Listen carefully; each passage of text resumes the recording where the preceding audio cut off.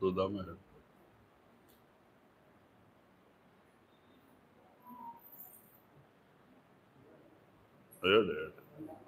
हाँ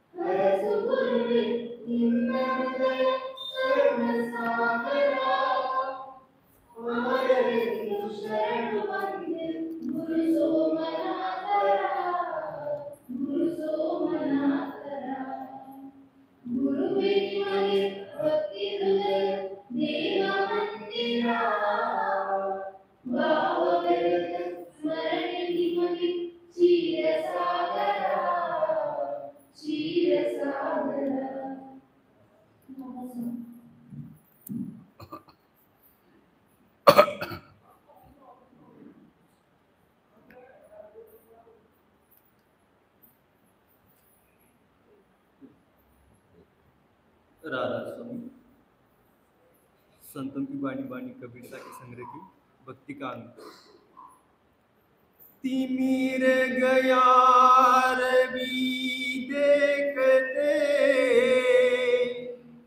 कुबूती गई गुरु ज्ञान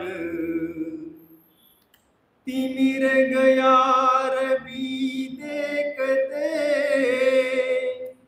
कुबूती गई गुरु ज्ञान सुगति गई कलोबते भक्ति गई अभिमान। परम संत सतगुरु कबीर साहब जी और बाणी। चलो जना हिंदी और इधर ರಾಜಸ್ಥಾನ ಬಂದಿದ್ರು. ಅವ್ರಿಗೋಸ್ಕರ 20 ನಿಮಿಷ ಹಿಂದಿದಲ್ಲಿ ಹೇಳಿ ಮತ್ತೆ ಕನ್ನಡಕ್ಕೆ ಬರ್ತೀವಿ. ये कबीर साहब जी की वाणी है। कबीर साहब आज से 650 साल पीछे बनारस नगरी में प्रकट हुए। उस समय ऐसा था जबकि ये जमाना कर्मकांड के अंदर लगा हुआ था। तीर्थ, व्रत, उपवास, पूजा पाठ इसी को मुक्ति का साधन समझते थे। और बनारस में तो इतने मंदिर हैं जिसका कोई हिसाब नहीं।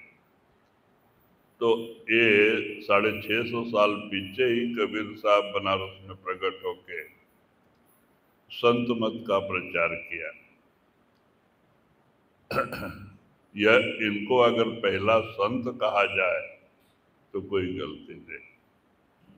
उस समय पे प्रकट होकर के इन्होंने नाम महिमा, गुरु महिमा, साध की महिमा, सत्संग की महिमा और सत्संगत की महिमा, तरह तरह के बहुत सारी वाणियां लिख के लोगों को समझाने की कोशिश की।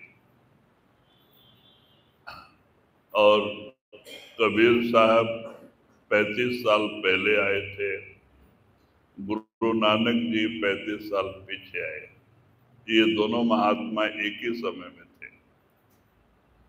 एक बार बनारस में गुरु नानक आए और कबीर साहब के साथ 7 दिन रहे एक बंद कोठरी में।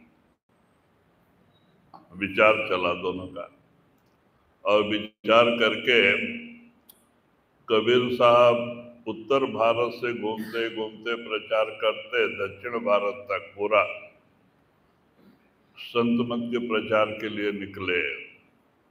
और गुरु नानक जी पाकिस्तान, दुबई, मास्कट कहते अरबिया की तरफ निकले। तो ये दोनों महात्मा एक ही सुर शब्द अभ्यास के थे और दोनों ने बड़ी कड़ी मेहनत की घूम घूम के। उस जमाने में कोई गाड़ी घोड़े का भी बंदोबस्त नहीं था। लोग 10-10 शिष्यों के साथ में चल चल के जाया करते थे और जाकर के संत मत का प्रचार करते। लेकिन बहुत कम लोग उनके बातों पे भरोसा करके पास आए, गिने गिने लोग। कबीर साहब ने यहाँ तक कह दिया था कि वो नाम का भंडार परमात्मा ने हमारे अंदर खुला किया है। सेत में ही देता हूँ काहे कोई ना। मैं फ्री में देने के लिए दुनिया घूम रहा हूँ, लेकिन कोई ग्राहक नहीं, क्योंकि लोग खाने पीने और दूसरे कामों में लगे हुए थे। बहुत कम लोगों ने इन महात्माओं की बातों पे अमल की। तो ये कबीर साहब की वाणी है। कहते हैं जैसे सूर्योदय होता है तो हम अंधेरे का नाश हो जाता है, अंधेरा अपने आप वहां से हट जाता है। सूर्य के प्रकाश से अंधेरा जाता है और हमारे घट में गुरु ज्ञान का प्रकाश होने से हमारे घट में प्रकाश हो जाता है।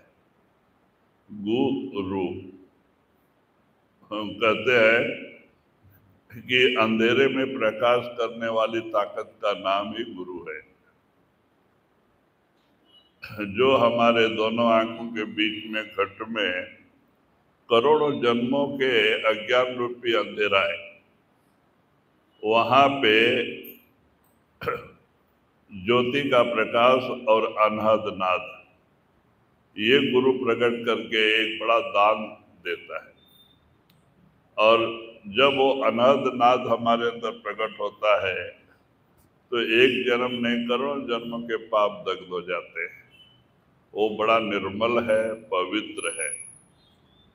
तो इस तरह से अज्ञान रूपी अंधेरा हमेशा के लिए चला जाता है, घट में प्रकाश हो जाता है। आंख बंद करो उजाला ही उजाला है, आंख खोलो बाहर उजाला है। नहीं तो अभी क्या है, आंख बंद करो तो अंधेरा ही अंधेरा है। तो बाहर रात को तो अंधेरा, लेकिन दिन में उजाला होता है। क्यों? ये आंखें जो हैं ये स्वयं प्रकाशित नहीं है, ये दूसरे के आधार पे काम करती है। अब दिन में सूरज के आधार पे देखते हैं और रात को लाइट के आधार पे हम कुछ देख सकते हैं, लेकिन ये स्वयं प्रकाशित नहीं है। देखो हम बैठे होते हैं, टीवी चालू होता है रात को 9:30-10 बजे, अकस्मात बिजली चली जाती है तो हमारी यही आंखें होती है ना, क्या नजर आता है? सब अंधेरा ही अंधेरा नजर आता है। सामने टीवी पड़ा होता है, अलमारी होता है, कुछ नजर नहीं आता। क्यों? ये अंधी है। दिन में सूरज के प्रकाश से काम करते हैं, रात को कोई लाइट बिजली के आधार पे काम करते हैं, यार चंद्रमा के आधार पे काम करते हैं, लेकिन ये स्वयं प्रकाशित नहीं है। लेकिन जो ज्ञान की आंख है, आपके आत्मा की आंख, वो स्वयं प्रकाशित है। एक बार अंदर उजाला हो गया तो अज्ञान रूपी तिमिर अंधकार अपने आप हट जाता है।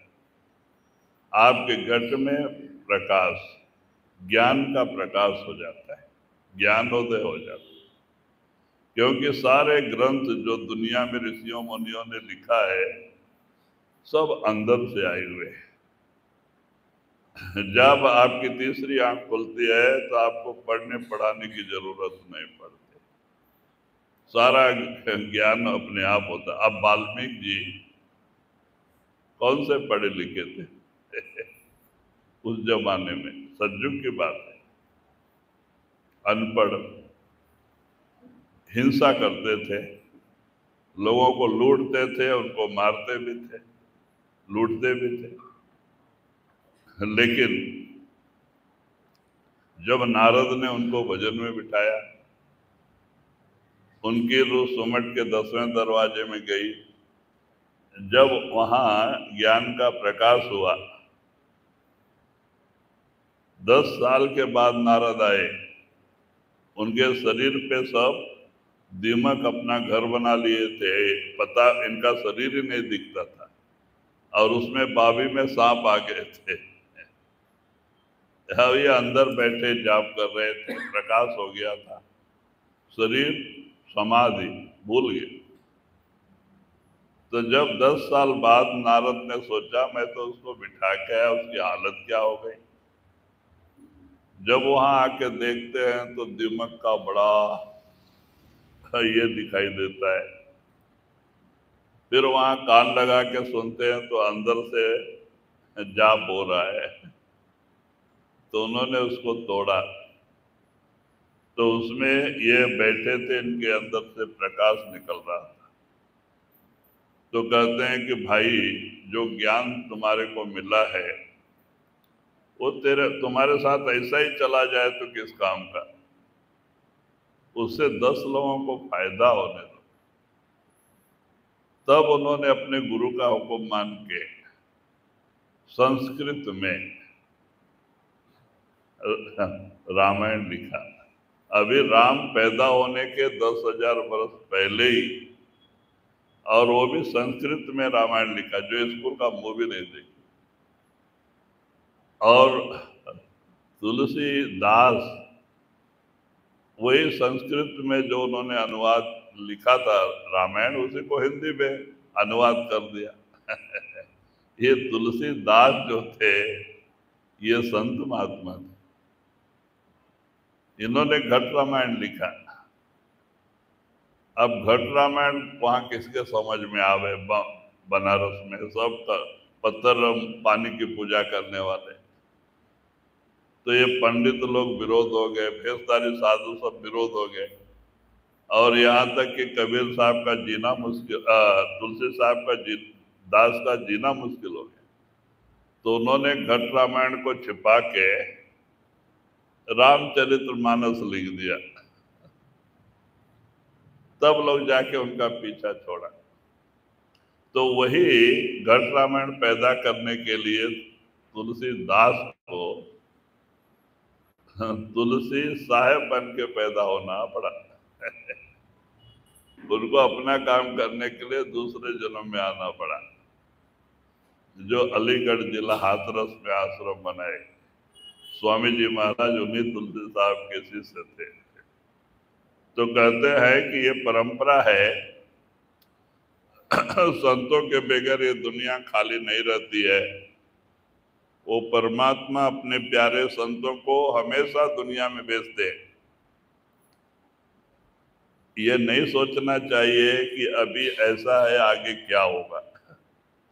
भाई इतना दिन से जब संत महात्माओं की परंपरा चली आ रही है, आगे भी रहेगी। हमें उसके बारे में नहीं सोचना है, सोचने वाला ऊपर बैठा है, उसको सबकी फिक्र है। वो जरूर अपने प्यारे महात्माओं को दुनिया में भेजते ही रहता है, संत महात्मा। इसीलिए तो कबीर साहब ने कहा है, संत न होते जगत में तो जल मरती संसार। अगर संत दुनिया में कभी खाली नहीं रह सकते, हमेशा रहते हैं। कहीं गुप्त रहते हैं, कहीं प्रकट रहते हैं। दो तरह के संत होते हैं।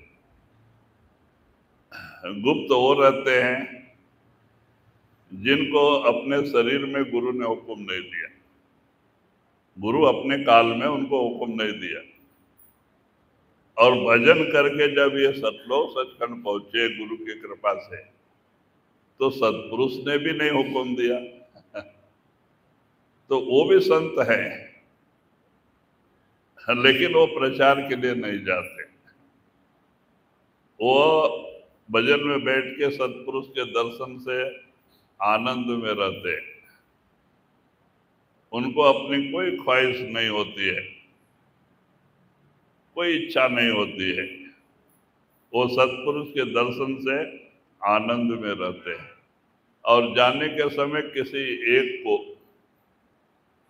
नामदान दे के चले जाते हैं। और जिसको गुरु अपने समय पे सत्संग करने का हुक्म दिया,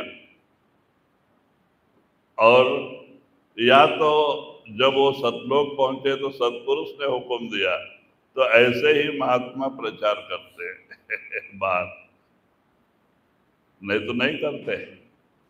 संतों का कोई अपनी इच्छा नहीं होती, वो इच्छा से परे होते हैं।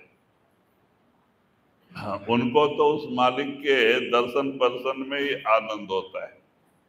वो दुनिया की जवाबदारी कोई लेना नहीं चाहता, लेकिन हुक्म में लाचार हो जाता,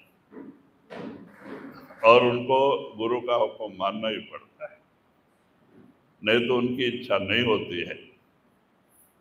तो कहते हैं कि संत हमेशा होते हैं, कुछ प्रकट और कुछ गुप्त। हाँ, तो संतों के बगैर ये दुनिया कभी खाली नहीं रही और आगे भी नहीं रहेगी। इसीलिए कहते हैं कि सूर्य उदय होते ही अंधकार अपने आप चला जाता है, और हमारे घट में ज्ञान का प्रकाश होते ही अज्ञान रूपी अंधेरा हमेशा के लिए निकल जाता है।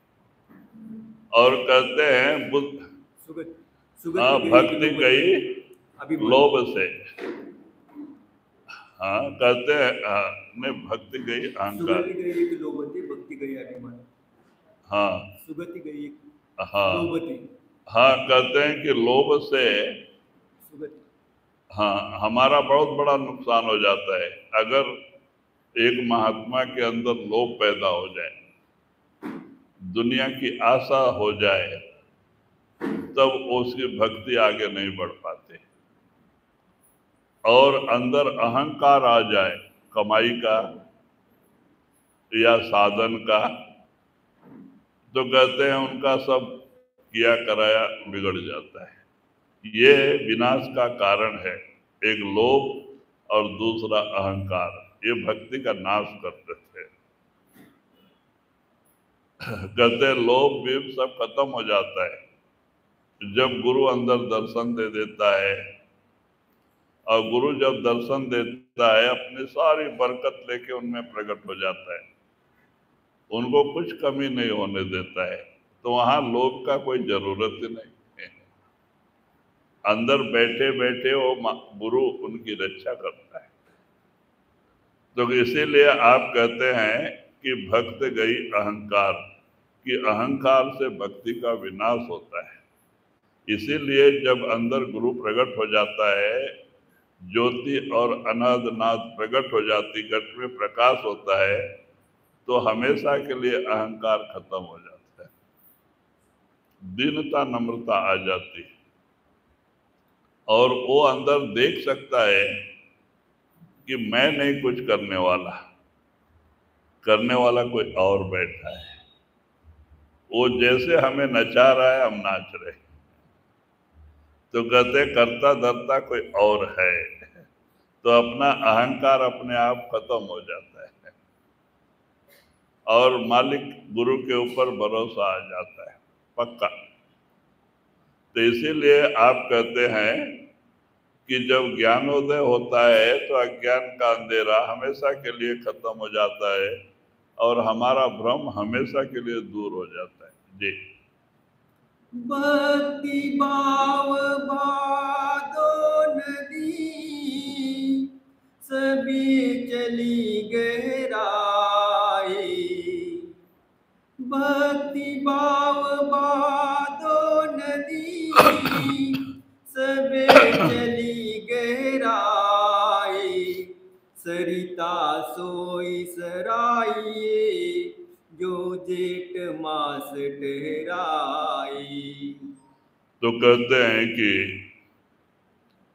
ऐसे तो बरसात में जो नदियां सूख गई होती वो भी बहने लगती, और लेकिन 4 महीने के बाद जब गर्मी आती है तो सूख जाती है। तो कहते ऐसे नदियों से क्या लेना देना।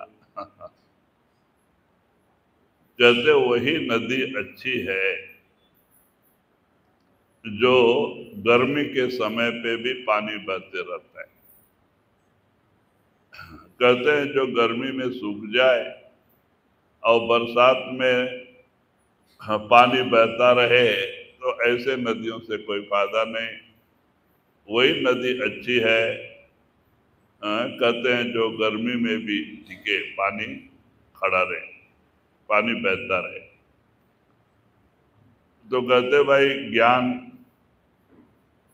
हमारे अंदर जो ज्ञान है वो अहंकार आके खत्म हो जाए या और कोई चीज आके उस ज्ञान को खत्म कर दे तो वो ज्ञान कोई ज्ञान नहीं। और एक प्रेमी का ज्ञान वही है जो सुख में, दुख में, मुसीबत में, और वो वही एक ही ढंग में रहे। भक्ति वही सच्ची भक्ति है। मुसीबत आई, मन डोल गया कि भाई इतना मुसीबत में गुरु ने हमारी संभाल नहीं की, छोड़ो गुरु को, हमारा ये नहीं किया, छोड़ो गुरु को, हे गुरु। तो मन अभाव ला देता है। तो कहते वो सच्ची भक्ति नहीं है। सच्ची भक्ति वही है जो सुख में, दुख में, मुसीबत में एक जैसा रहे। जान भी जाने की नौबत आवे तो भी वो भक्ति में अटल रहे, वो सच्ची भक्ति है। हाँ, नहीं तो एक एक समय में एक एक तरह का मन में परिवर्तन आवे तो वो सच्ची भक्ति नहीं है। गुरु के ऊपर अभाव आ गया तो हमारा काम गया।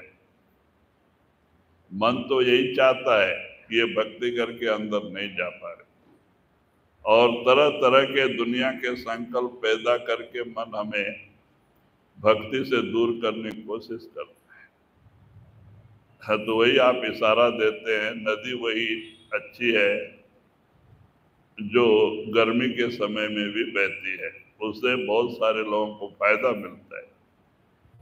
और भक्ति वही सच्ची भक्ति है जो दुख में, सुख में, मुसीबत में भी बनी रहे, एक जैसा रहे।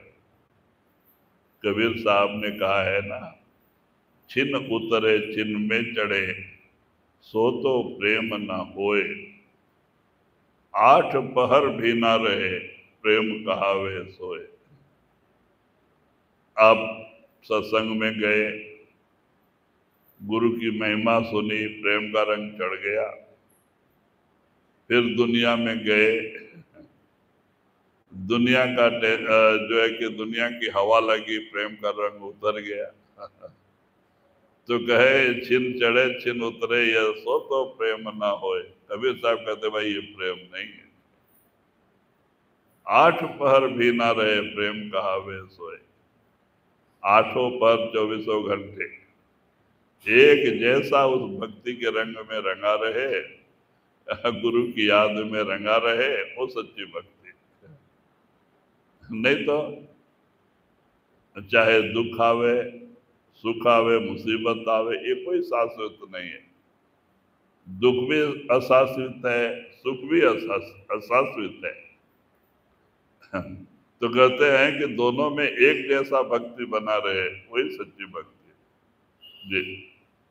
कामी क्रोधी लालची इनते भक्ति न होय।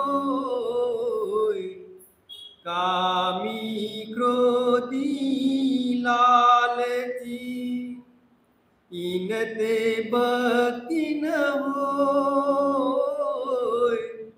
भक्ति करे कोई सूरमा जाति बरन कुल कोय। जाति बरन कुल कोय। ಈಗ ಕನ್ನಡದಲ್ಲಿ ಇವತ್ತು ಕಬೀರ್ ಸಾಹೇಬ್ ಜಿ ಅವ್ರ ಬಾಣಿ ಇದೆ.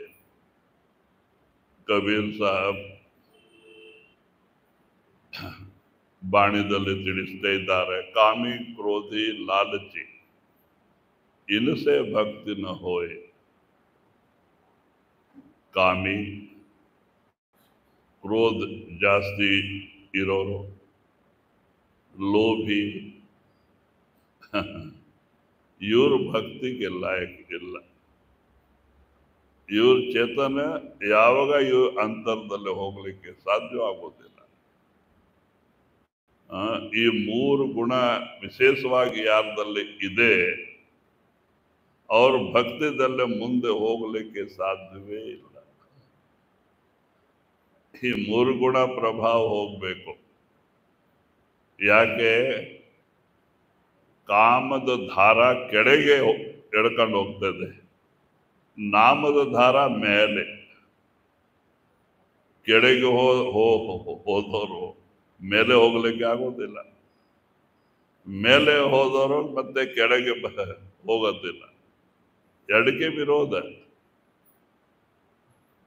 ಸೂರ್ಯಕ್ಕೆ ಚಂದ್ರಕ್ಕೆ ವಿರೋಧ. ಈಗ ಸೂರ್ಯ ಬಂದ ಕೂಡಲೇ ಕತ್ಲ ದೂರ ಆಗ್ತದೆ, ಮತ್ತೆ ಚಂದ್ರಮ ರಾತ್ರಿ ಸಮಯಕ್ಕೆ ಬರೋರು, ಸೂರ್ಯ ಹಗಲ. ಇವ್ರವ್ರಿಗೆ ವಿರೋಧ. ಅದಕ್ಕೆ ತಿಳಿಸ್ತಾ ಇದ್ದಾರೆ कि कामी क्रोधी लालची इनसे भक्ति न होए। भक्ति करे कोई सूरमा जाति बरन कुल खोए। भक्ति ಯಾರು ಸೂರು ಪುರುಷ, ಜಾತಿ ಕುಲ ಮರ್ಯಾದ ದೊಡ್ಡ ಸ್ತಂಗಿ ಎಲ್ಲ ಬಿಟ್ಟು ಭಕ್ತಿ ಮಾರ್ಗದಲ್ಲಿ ನಡೆಯೋರ್ನಿಂದ ಸಾಧ್ಯವಾಗ್ತದೆ. ನಿಮ್ಗೆ ಬಹಳ ದೊಡ್ಡ ಕತೆ, ಆದ್ರೆ ಕೇಳಕ್ಕೆ ಬಹಳ ಒಳ್ಳೇದು ಕತೆ. ಕತೆ ಇಲ್ಲ, ಇದು ನಡೆದಿದ್ದು ಅರ್ಜುನ್ ದೇವರ ಸಮಯದಲ್ಲಿ. ಭಾಯಿ ಮಂಜು ಅವರು ಜಮೀದಾರು, 100 ಎಕರೆಗೆ ಸ್ವಾಮಿ ಭಾಯಿ ಮಂಜು. ಅವ್ರ ಜಮೀನದಲ್ಲೇ ಶೇಖ್ ಸರ್ವರ್ದ ಸಮಾಧಿ ಇತ್ತು. ಮತ್ತೆ ಊರವರೆಲ್ಲ ಆ ಸಮಾಧಿಗೆ ನಡೆಯೋರು. ಅವಕ್ಕೆ ದರ್ಶನೆ ಪರ್ಸನೆ ಅದರ ಮತ್ತೆ ಎಲ್ಲರೂ ಅದರ ಭಕ್ತಿ ಮಾಡ್ತಾ ಇದ್ರು ಊರಕ್ಕೆ. ಇವ್ರೇನ್ ಮಾಡಿದ್ರು, 2-3 ದಿವಸ ಸತ್ಸಂಗ ಇವ್ರಿಗೆ ಸಿಕ್ತು. ಒಳ್ಳೆ ಸಂಸ್ಕಾರಿ ಆತ್ಮ. ಅರ್ಜುನ್ ದೇವದ ಸತ್ಸಂಗ ಕೇಳ್ಬಿಟ್ರು. ಇವ್ರ ಮನಸ್ಸಲ್ಲಿ ಬಾಣ ನಡ್ದಂಗೆ ನಡ್ತು ವಾಕ್ಯ. ಮನಸ್ಸಲ್ಲೇ ಇದು ಒಂದು ಸಂಕಲ್ಪ ಮಾಡ್ಕೊಂಡ, ನಾವು ಉಪದೇಶ ತಗೋಬೇಕು. ಮುಂದೆ ಕಾಲದಲ್ಲೇ ಮಹಾತ್ಮರು ಬಂದ ಕೂಡಲೇ ಉಪದೇಶ ಕೊಡ್ತಿರ್ಲಿಲ್ಲ, ಪರೀಕ್ಷೆ ಇಡ್ತಿದ್ರು. ಪರೀಕ್ಷೆದಲ್ಲೇ ಪಾಸ್ ಆದ್ರೆ ಮಾತ್ರ ಉಪದೇಶ. ಇವ್ರಿಗೆ ಇವ್ರು ಹೋಗಿ ಮಹಾರಾಜ್ಗೆ ಕೇಳಿದ್ರು, ನಮ್ಗೆ ಉಪದೇಶ ಬೇಕು, ನಾಮ ಬೇಕು. ಮಹಾರಾಜರು ಪರೀಕ್ಷೆ ಇಟ್ಬಿಟ್ರು. ಅವ್ರ ಮಹಾರಾಜರು ನೋಡಿ, ಓಹೋ ಇದು ಒಳ್ಳೇದು. ಹೇಳಿದ್ರು, ನಿಮ್ಮ ಜಮೀನ್ದಲ್ಲೇ ಶೇಖ್ ಸರೋವರ್ ಸಮಾಧಿ ಇದೆ, ನೀವು ಅದು ಒಡೆಬಾರ್ದು, ರಾತ್ರಿಗೆ ಲೆವೆಲ್ ಮಾಡ್ಕೊಂಡು ಬಂದ್ರೆ ನಾಮ ಕೊಡ್ತೀವಿ. ನೋಡ್ರಿ ಪರೀಕ್ಷೆ. ಊರೇ ಎಲ್ಲ ಅದಕ್ಕೆ ಪೂಜೆ ಮಾಡೋರು, ಅಂತ ದೇವರಿಗೆ ನಷ್ಟ ಮಾಡ್ಕೊಂಡು ಹೋದ್ರೆ ಸುಮ್ಮನೆ ಇರ್ತಾರ. ಅದು ಸಮಾಧಿ ಒಡೆಬಾರ್ದು, ಎಲ್ಲ ತಗೊಂಡೋಗಿ ಬಿಸಾಕಿ ಜಾಗಕ್ಕೆ ಏನಿಲ್ಲಾರ್ದು ಲೆವೆಲ್ ಮಾಡ್ಕೊಂಡು ಬಂದ್ರೆ ನಿಮ್ಗೆ ಉಪದೇಶ ಕೊಡ್ತಾರೆ. ಇವನ್ಗೆ ಒಳಗೆ ಉಪದೇಶ ತಗೋಬೇಕು ಅಂತ ದೃಢ ಸಂಕಲ್ಪ. ಒಂದ್ 10-12 ಜನ ನೌಕರ್ ಕರ್ದ ರಾತ್ರಿಗೆ. ಆ ಜಮೀನ್ದಾರ ಎಲ್ಲ ಸೆಲ್ಕಿ ಗುದ್ದಲಿ ಮತ್ತೆ ಗಡಾರಿ ತಗೊಂಡು ಹೋದ್ರು. ರಾತ್ರಿಗೆ 12 ಗಂಟೆಗೆ ಆ ಸಮಾಧಿ ಒಡೆಬಾರ್ದು, ಎಲ್ಲ ಗಡಾರಿನಿಂದ ಎಬ್ಬಿಸಿ ಕಟ್ಟಿರೋದು ಟ್ರ್ಯಾಕ್ಟರ್ದಲ್ಲಿ ಹಾಕಿ ತಗೊಂಡೋಗಿ ದೂರ ಹಾಕ್ಬಿಟ್ರು, ಲೆವೆಲ್ ಮಾಡಿಬಿಟ್ರು. ಲೆವೆಲ್ ಮಾಡಿ ಬೆಳಿಗ್ಗೆ ಹಾಜರಾದ ಅರ್ಜುನ್ ದೇವ್ರ ಹತ್ರ ಸತ್ಸಂಗಕ್ಕೆ. ಸ್ವಾಮಿ, ನೀವು ಹೇಳಿದ ಕಾರ್ಯ ನಾನು ಮಾಡಿ ಬಂದಿದ್ದೆ, ನಮ್ಗೆ ನಾಮ ಬೇಕು. ಮಹಾರಾಜರು ಅಂತರ್ಧ್ಯಾನ ಆಗಿ ನೋಡಿದ್ರೆ ಮಾಡೇ ಬಂದಿದ್ದಾನೆ. ನಾಮದಾನ ಕೊಟ್ಬಿಟ್ರು. ನಾಮದಾನ ಕೊಟ್ರೇನ ಪರೀಕ್ಷೆ ಬಂದ್ ಮಾಡಲಿಲ್ಲ. ಆವಾಗ ಮನೆಗೆ ಯಾವುದೊಂದು ಕುದುರೆ ಸತ್ತೋಗದೆ, ಯಾವುದೊಂದು ಎತ್ತು ಸತ್ತೋಗದೆ, ಯಾರೋ ಮುದುಕರು ಒಬ್ರೊಬ್ರು ಹೋಗ್ಲಿಕ್ಕೆ ಶುರು ಮಾಡಿದ್ರು. ಪರೀಕ್ಷೆ. ಆವಾಗ ಊರವರೆಲ್ಲ ಬಂದು ಇವ್ರಿಗೆ ಬಾಯಿ ಮಂಜಕ್ಕೆ ಬೈಯೋದು.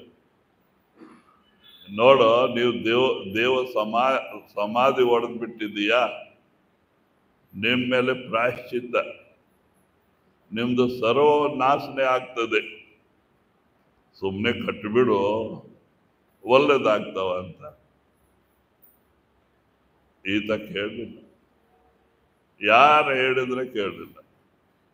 ಆಮೇಲೆ ಊರವ್ರು ಏನ್ ಮಾಡಿದ್ರು, ಇವನು ಪಾಪಿ, ದೇವ ಸಮಾಧಿ ಹೊಡೆದವರು, ಯಾರು ಇವ್ರ ಜಮೀನ್ ಕೆಲ್ಸಕ್ಕೆ ಹೋಗ್ಬೇಡ್ರಿ ಅಂತ ನಿರ್ಣಯ ಮಾಡ್ಕೊಂಡ್ರು. ಇಲ್ಲಾಂದ್ರೆ ಆ ಪ್ರಾಶ್ಚಿತ್ ನಮ್ಮ ಮೇಲೆ ಬರ್ತಾ ಇದೆ, ಯಾರು ಹೋಗ್ಬಾರ್ದಂತ ಎಲ್ಲ ಮೀಟಿಂಗ್ ಮಾಡಿ ಬಂದ್ ಮಾಡಿಬಿಟ್ರು. ಈಗ 106 ಎಕರೆ ಇದ್ದು ಏನ್ ಲಾಭ? ಯಾರು ಮಾಡಕ್ಕೆ ಕೂಲಿಯವರೇ ಸಿಗೋದಿಲ್ಲ, ಇವ್ರ ಕೈ ಆಗೋದಿಲ್ಲ. ಬಂದಾಯ್ತು. ಮತ್ತೆ ಮಗಳ ಮದ್ವಿ ಇದು ಮಾಡ್ಬೇಕು ಅಂದ್ರೆ ಜಮೀನ್ ಮಾರಿ ಮಾಡ್ಲಿಕ್ಕೆ ಶುರು ಮಾಡಿ, ಅದು ಹೋಗ್ಲಿಕ್ಕೆ ಶುರು ಆಯ್ತು. ಜಮೀನ್ ಮಾರದ ತಿನ್ನದ. ಲಾಸ್ಟಿಗೆ 2-3 ವರ್ಷ ಬಾಧೆ ಬಿದ್ದ. ನಿಧಾನವಾಗಿ ಕುಟುಂಬದಲ್ಲೇ 3/4 ಜನ ಸತ್ತೋದ್ರು. ಇನ್ನು ಹೆಣ್ಮಕ್ಕಳಿದ್ರು, ಇಬ್ರು ಮದ್ವೆ ಆಯ್ತು. ಲಾಸ್ಟ್ ಟೈಮ್ ಇದ್ದಳು ಮನೆಗೆ ಹುಡುಗಿ. ಇನ್ನೂ ಎಲ್ಲ ಹೋದ್ರು. ಕುದುರೆ ಸತ್ತೋಗದ, ಎತ್ತು ಸತ್ತೋಗದ, ಯಾವ್ದನ್ನ ಆಕಳ ಸತ್ತೋಗದ. ಎಲ್ಲ ಜನ ಬಂದು ಎಲ್ಲ ಬೈಯೋದು, ನಿಮ್ಮ ಮೇಲೆ ಪ್ರಾಯಶ್ಚಿತ್ತ ಇದೆ, ಪಾಪ ಇದೆ, ಕಟ್ಬಿಡು ಅಂದ್ರೆ ಕಟ್ಟಲಿಲ್ಲ. ಲಾಸ್ಟ್ಗೆ ಏನಾಯ್ತು, ಸುಮಾರು 3 ವರ್ಷಕ್ಕೆ ಜಮೀನ್ ತಗೊಂಬಕ್ ತಯಾರಿಲ್ಲ. ಈಗ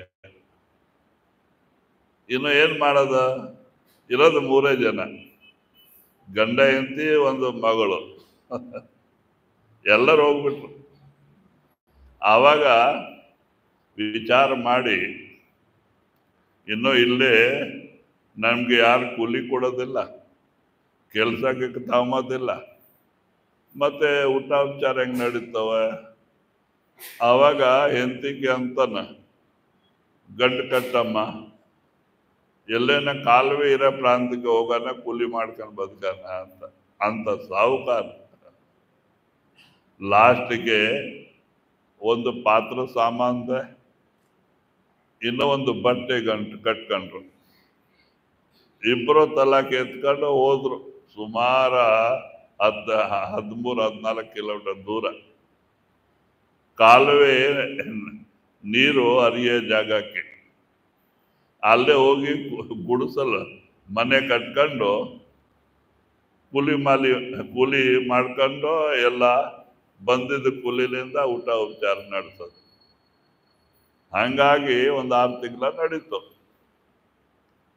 ಆಮೇಲೆ ಅರ್ಜುನ್ ದೇವರು ಒಂದು ಲೆಟರ್ ಕಳಿಸಿದ್ರು, ಸೇವಾದಾರ ಕೈ ಕಳಿಸಿದ್ರು, ಈ ಅರ್ಜುನ್ ದೇವ್ಗೆ ಕೊಡು, ಆದ್ರೆ ಇದರ ಬೆಲೆ 20 ರೂಪಾಯಿ ತಗೊಂಡೇ ಕೊಡಬೇಕು ಅಂತ.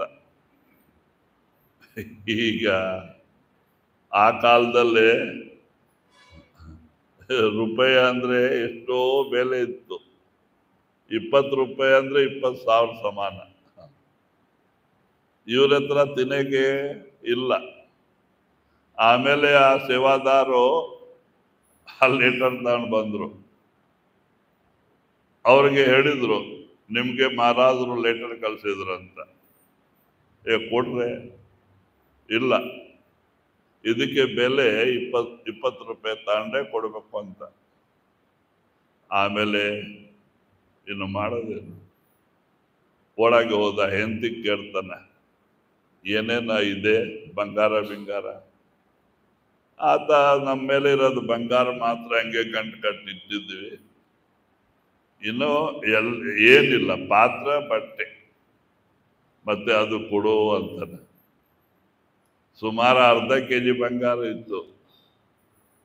ಆಯಮ್ಮ ಒಳ್ಳೆ ಮನಸ್ಸು, ಗಂಡ ಕೇಳಿದ್ರೆ ಕೊಟ್ಬಿಟ್ಟು. ಕೊಟ್ರೆ ಈತ ತಗೊಂಡೋಗಿ ಆಚಾರ ಮನೆಗೆ ಅಲ್ಲೇ ಹೋಗಿ ಮಾರಿದ್ರೆ 20 ರೂಪಾಯಿ ಬಂದಿದೆ ನೋಡ್ರಿ. ಯಾಕೆ? ಗುರುವಿನ ಪರೀಕ್ಷೆ. ಮತ್ತೆ ಆ 20 ರೂಪಾಯಿ ತಗೊಂಡ್ಬಂದು ಅವ್ರಿಗೆ ಕೊಡ್ತಾರೆ ಸೇವಾದಾರಕ್ಕೆ. ಸೇವಾದಾರಿಂದ ಲೆಟರ್ ತಗೊಂತಾರೆ, ಪತ್ರ. ಅದಕ್ಕೆ ಓಪನ್ ಮಾಡಿ ಓದಿದ್ರೆ, ನಾವಿಲ್ಲೇ ಚೆನ್ನಾಗಿರ್ತೀವಿ, ನೀವನ್ನ ಚೆನ್ನಾಗಿರ್ತೀರಾ ಅಂತ. ಮಹಾರಾಜ್ ಇವ್ರಿಗೆ ಸಂತೋಷ, ಗುರು ನನ್ನ ನೆನಪು ಮಾಡ್ಕೊಂಡ್ರು ಅಂತ. ಒಂದೊಂದು ಸಮಯದಲ್ಲಿ ಎದೆಗೆ ಇಟ್ಕೊಂತಾನ, ಆನೆ ಮಾತೆಗೆ ಇಟ್ಕೊಂತಾನ, ಗುರು ನನಗೆ ನೆನಪು ಮಾಡ್ಕೊಂಡ್ರು ಅಂತ ಸಂತೋಷ. ಆಮೇಲೆ ಒಂದು 6 ತಿಂಗಳಕ್ಕೆ ಇನ್ನೊಂದು ಲೆಟರ್ ಕಳ್ಸಿದ್ರು. ಮತ್ತೆ ಸೇವಾದಾರ್ಗೆ ಹೇಳಿದ್ರು, ಇದನ್ನ 20 ರೂಪಾಯಿ ತಗೊಂಡೇ ಕೊಡ್ಬೇಕು ಅಂತ. ಆ ಸೇವಾದಾರ್ ಲೆಟರ್ ತಗೊಂಡು ಬಂದ. ಸ್ವಾಮಿ, ನಿಮ್ಗೆ ಲೆಟರ್ ಬಂದಿದೆ, ಮಹಾರಾಜ್ ಕಳ್ಸಿದ್ದಾರೆ, ಕೊಡು.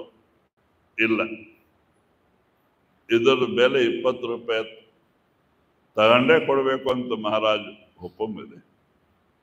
ಆವಾಗ ಮತ್ತೆ ಮನೆಗೆ ಹೋಗ್ತಾನೆ ಹೆಂಡತಿ ಅಂತ. ಏನಮ್ಮ ಇನ್ನು ಏನೇನು ಇಟ್ಕೊಂಡಿದೀಯ? ಇಟ್ಕೊಂಡಿರೋದೇನು? ಏನಿತ್ತು ನನ್ನ ಮೈ ಮೇಲೆ ಬಂಗಾರ ಎಲ್ಲ ಕೊಟ್ಬಿಟ್ಟಿದ್ದಾಯ್ತು, ಈಗ ಏನಿಲ್ಲ. ಮತ್ತೆ ಯೋಚನೆ ಮಾಡ್ತಾನ, ಲೆಟರ್ ತಗೋಬೇಕಾಯ್ತು, ದುಡ್ಡಿಲ್ಲ, ಏನ್ ಮಾಡ್ಬೇಕು? ಯೋಚನೆ ಮಾಡಿ ಮಾಡಿ ಪಕ್ಕೆ ಕಿಲೋಮೀಟರ್ದಲ್ಲೇ ಆ ಊರಿತ್ತು. ಆ ಸ್ವಾಮಿ ಅವರ ಭೂಮಾ ಸ್ವಾಮಿಯವರೇ, ಜಮೀದಾರೆ. ಒಳ್ಳೆ ಈತ ಚೆನ್ನಾಗಿರೋವಾಗ ಇವ್ರು ದೊಡ್ಡ ಮಗಳ ಸಂಬಂಧ ಕೇಳಿದ್ರು ಅವರು. ಆವಾಗ ಈತ ಕೊಟ್ಟಿರ್ಲಿಲ್ಲ. ಗ್ಯಾಪ್ ಬಂತು, ಹೋಗ್ಲೇ ಆ ಮಗಳಿಲ್ಲಾದ್ರೂ ಈ ಮಗಳು ಸರಿ. ಈ ಪಾಪಗೆ 12 ವರ್ಷ ಈಗ ವಯಸ್ಸು. ಈಗ ಈ ಪಾಪಕ್ಕೆ ಅಲ್ಲೇ ಕೊಟ್ರೆ 20 ರೂಪಾಯಿ ಕೊಡ್ತಾರೆ ಏನೋ ನೋಡ್ರಿ ಭಾವನ. ಮತ್ತೆ ಲೆಟರ್ ತಗೋಬೇಕು, ದುಡ್ಡಿಲ್ಲ. ಆಮೇಲೆ ಕರ್ಕೊಂಡು ಹೋಗ್ತಾನೆ ಅಲ್ಲೇ.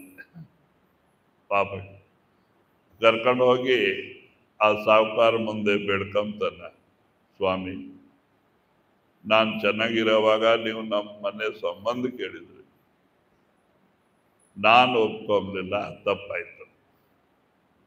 ಈಗ ಆ ಮಗಳಿಲ್ಲ ಅಂದ್ರೆ ಈ ಮಗಳಿಲ್ಲ, ಲಾಸ್ಟ್ ಮಗಳು. ಇದು ನಾವು ನಿಮ್ಗೆ ಕೊಡ್ತೀವಿ, ನಿಮ್ಮ ಮಗಕ್ಕೆ ಮದುವೆ ಮಾಡ್ಕೊಳ್ಳಿ. ನನಗೆ 20 ರೂಪಾಯಿ ಬೇಕು. ನೋಡ್ರಿ ಪರೀಕ್ಷೆ, 20 ರೂಪಾಯಿ ಬೇಕು ಕೊಡ್ರಿ ಅಂತ.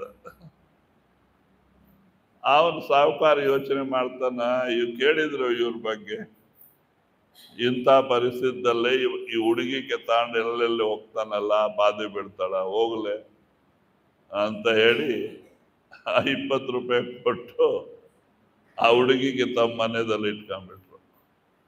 ಇದು ಪಾಪ ಎಲ್ಲೆಲ್ಲಿ ಹೋಗಿ ಬಾಧೆ ಬಿಡ್ತಾರೆ ಇವ್ರ ಜೊತೆಗೆ ಅಂತ ಹುಡುಗಿಗೆ ಮನೆಗೆ ಇಟ್ಕೊಂಡ್ರು. 20 ರೂಪಾಯಿ ಕೊಟ್ಟು ಕಲ್ಸಿದ್ರು. ಆಮೇಲೆ ಅವ್ರ ಮಗಕ್ಕೆ ಮದುವೆ ಮಾಡಿಕೊಟ್ರು. ಆಮೇಲೆ ಆ 20 ರೂಪಾಯಿ ತಗೊಂಡೋಗಿ ಸೇವಾದಾರ ಕೈ ಕೊಟ್ಟು ಲೆಟರ್ ತಗೊಂಡ. ಲೆಟರ್ ಓಪನ್ ಮಾಡಿದ್ರೆ, ಯಾವುದೊಂದು ಪರಿಸ್ಥಿತಿಯಲ್ಲಿ ನೀನಿದ್ದೀಯ ಹಂಗೆ ಆಶ್ರಮ ಬಂದ್ಬಿಡ್ಬೇಕು ಅಂತ. ಇವನ್ಗೆ ಸಂತೋಷ ಆಯಿತು, ಗುರು ನಮ್ ನೆನಪು ಮಾಡ್ಕೊಳ್ತು ಅಂತ. ಆಯಮ್ಮಕ್ಕೆ ಅಂತಣ, ಆಗ್ಲೇ ಅಮ್ಮ ಗಂಟು ಕಟ್ಟು, ಮತ್ತೆ ಒಂದು ಬಟ್ಟೆ ಗಂಟು, ಒಂದು ಪಾತ್ರೆ ಗಂಟು, ಇಬ್ಬರು ತಲೆಗೆ ಒಂದೊಂದು ಎತ್ಕೊಂಡ್ರು, ನಡೆದ್ರು. ಬೆಳಗಿಂದ ಸಾಯಂಕಾಲವರೆಗೆ ನಡೆದು ಊರು ಬಂತು, ಆಶ್ರಮ ಬಂತು. ಅಲ್ಲೇ ಹೋದ್ರು, ಸಾಯಂಕಾಲ ದರ್ಶನ ನಡೀತಿತ್ತು. ದರ್ಶನಕ್ಕೆ ಹೋಗಿ ನಿಂತ್ಕೊಂಡ್ರೆ ಮಹಾರಾಜ್ ಇವ್ರ ಕ್ಯೂದಲ್ಲೇ ನಂಬರ್ ಬಂದ್ ಕೂಡಲೇ ಇವ್ರ ಕಡೆ ನೋಡೋದಿಲ್ಲ. ಬೇರೆಯವ್ರ ಕಡೆ ನೋಡ್ಕೊಂಡು ಮಾತಾಡ್ತಾ ಇದ್ದಾರೆ, ಇವ್ರ ದರ್ಶನ ತಗೊಂಡು ಹೋಗ್ಬಿಟ್ರು.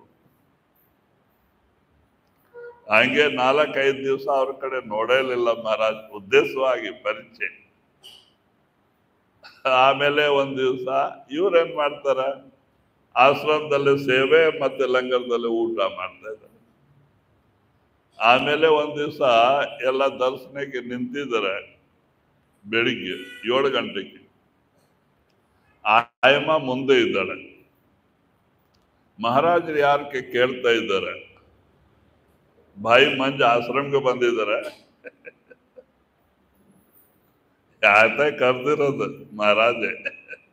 ಮತ್ತೆ ಕೇಳ್ತಾ ಇದ್ದಾರೆ, ಭಾಯಿ ಮಂಜ ಆಶ್ರಮಕ್ಕೆ ಬಂದಿದ್ದಾರೆ. ಹೌದಪ್ಪ. ಏನ್ ಮಾಡ್ತಾರೆ? ಆಶ್ರಮದಲ್ಲಿ ಸೇವೆ ಮಾಡ್ತಾರೆ, ಲಂಗರದಲ್ಲಿ ಊಟ ಮಾಡ್ತಾರೆ.